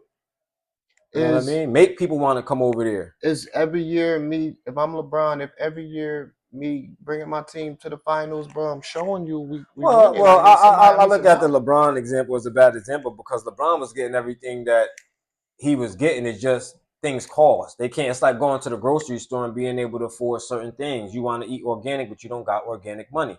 What is the owner name over there? Dan Gilbert. Dan Gilbert. They I think gave him did he die everything. or retire? No. Dan He's still Gilbert is over still there? around. Yeah, he's Okay, still okay. around. Shout out to Dan Gilbert, Um, my bad. Pardon me. Dan God forbid. Gilbert gave LeBron everything that he could with the money that he could afford. So you can't. LeBron got everything, and that's kind of why I got a big problem with LeBron because he had like a fabricated career, bro. A You got to fabricated career. That's interesting. Explain that. fabricated meaning like I always said he was the NBA's first premature born baby. Premature meaning he came from high school. They seen the upside, so they treated him like a baby along the way. Uh, just him him and just being him, who he is, moving this piece, moving that place, being able to move around it like it's a chessboard, dictating certain movements, dictating. You understand what I'm saying? His lack of competitiveness and going and jumping teams, transitioning the NBA to it being watered down and it being not as competitive as the NBA before. You understand what I'm saying? So yeah, man, it's he got a fabricated, handed to kind of. What was the lack of competitiveness with LeBron going to 10 straight finals, bro? The lack of competitive comes from being able to hand pick teams, bro. I always said this: if you gave the power that LeBron had to any other superstar, whether it be Russell Westbrook, Kevin Durant, James, well, I ain't gonna say James Harden, Kevin Durant, or people that's gonna compete, I believe they get just what LeBron gets or more. He was able to dictate, like, bro, he rotated, I think, 26 different players in one season. So things Was like that the that. year when he went and got like D Wade and all that? When D Wade was I think it old? was the no, I think it was that year. no. I think it was the year before They that. had Could have like been the year seven before or different the year starting after, but line. it They was had just like before the All Star because he game. They did had this wild. quite a few times, so it could have been that time. But I know he He did. did this quite a few He times. did. It's he different, like So He did this quite a few times. It's crazy. you know what I mean? I don't think he had a fabricated career. I don't think he lacked competitiveness, bro. I think it's when I'm going out there and I'm giving it everything I got, and you guys can't put a team together around me. It's like I gave you so many chances. I appreciate you. I love and respect you. I'm always gonna be indebted to the city because you took a chance on an 18-year-old kid fresh out of high school, Man. and I'm not gonna say you made a star because he's gonna be a star regardless. But you took a chance on an 18-year-old kid out of high school, gave him millions of dollars, gave him the keys to your franchise, and I'm gonna be forever indebted to that. And I brought you a championship. Anyway, still came back and brought you a championship. But it's like, how long do I stay with a team before, like Swiss? If I'm giving an organization my all for 10 years, bro, and we ain't won a championship and you ain't gave me nobody to play with, I'm still supposed to stay here after I've been asking y'all for help and y'all going to get me Joe Blow and yeah. Yeah, Josh Thornton. Like, what are we doing? Let me rephrase, Gus. Let me rephrase what I was saying. What I was saying as far as competing, LeBron wants to compete. But I'm gonna say, and this statement came from Charles Barkley. LeBron wants to compete as long as LeBron knows he's going to win. So with that being said, it's like again, that's why I gave you the. Is that competing? Only one to compete. You know you're gonna win. That's not competing, is it?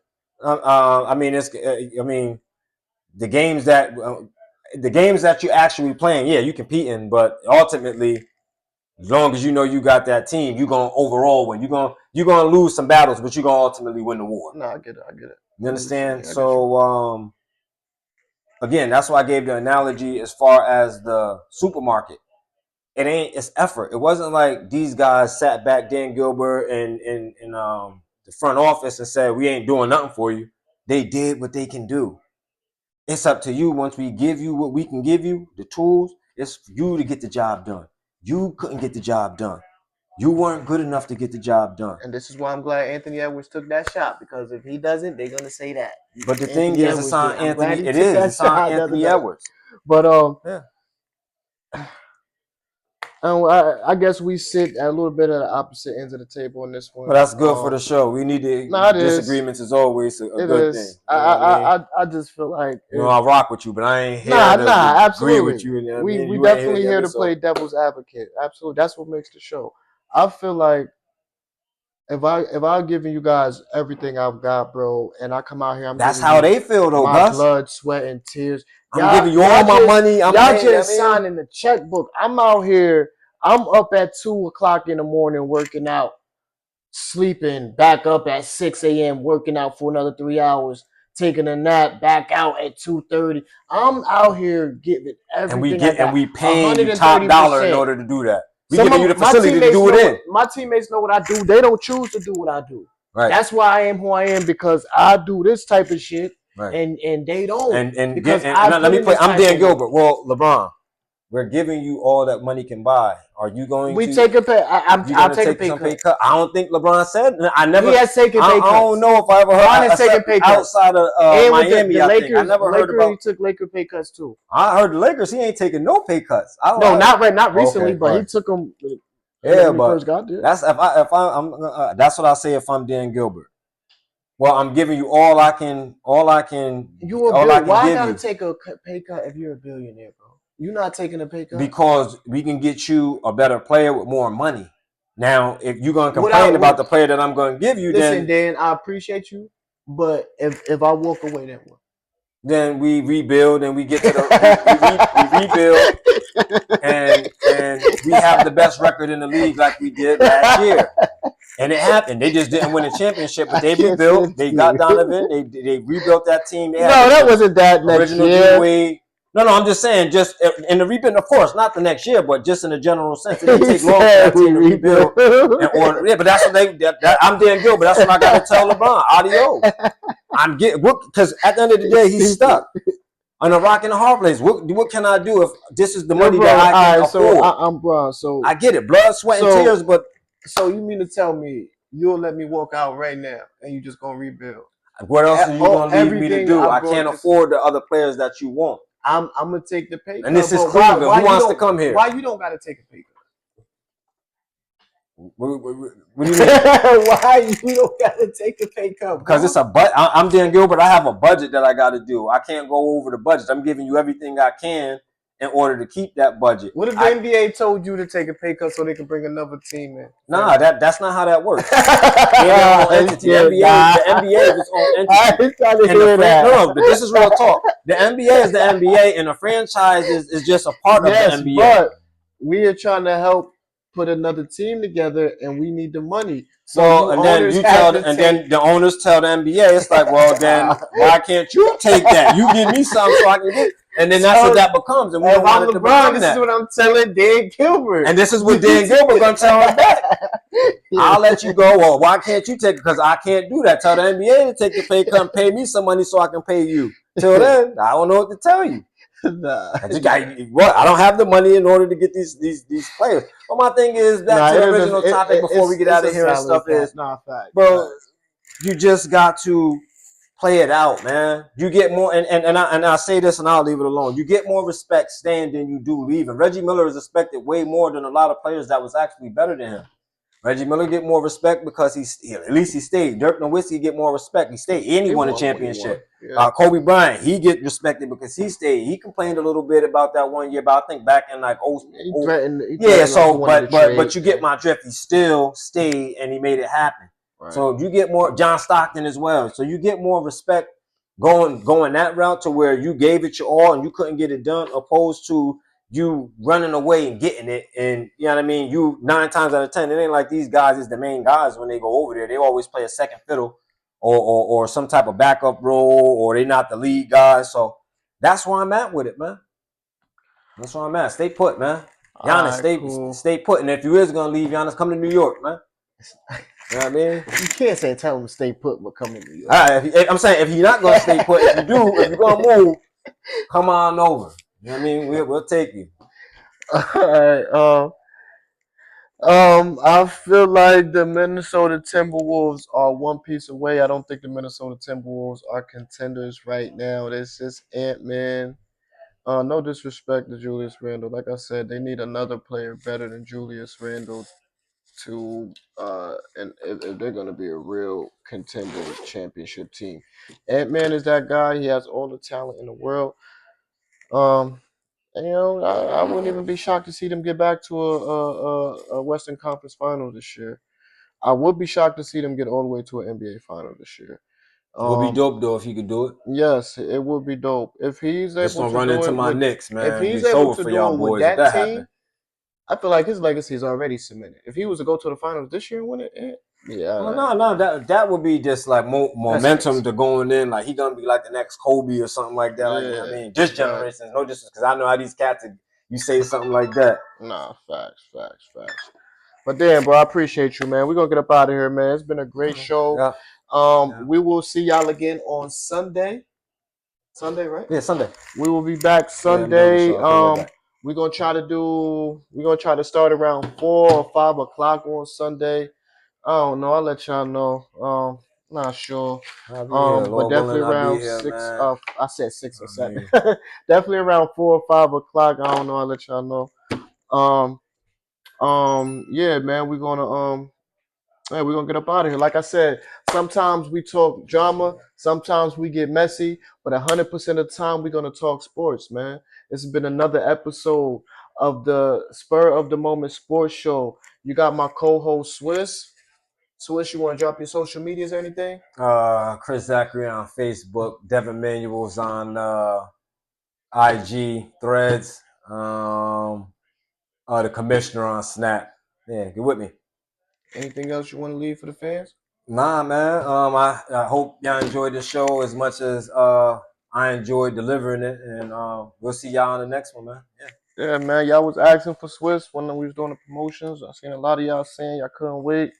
We here, man. We appreciate y'all. Like I said, sometimes we going to talk drama. Sometimes we going to get messy. But 100% of the time, we are definitely going to talk sports. This has been another episode of the Spur of the Moment Sports Show. And my boy Swiss, I appreciate you. All right, no, I'm your likewise, bro. host, You know Gus, that. Yep. and we'll see y'all Sunday. Yes, sir. Love y'all more, man. Stay blessed. Be safe. Yeah, Brody. You want to kill him. Damn, I think my shit died. Use the I don't know John. how much of it got on Facebook Live. Good old John hand pause. I know we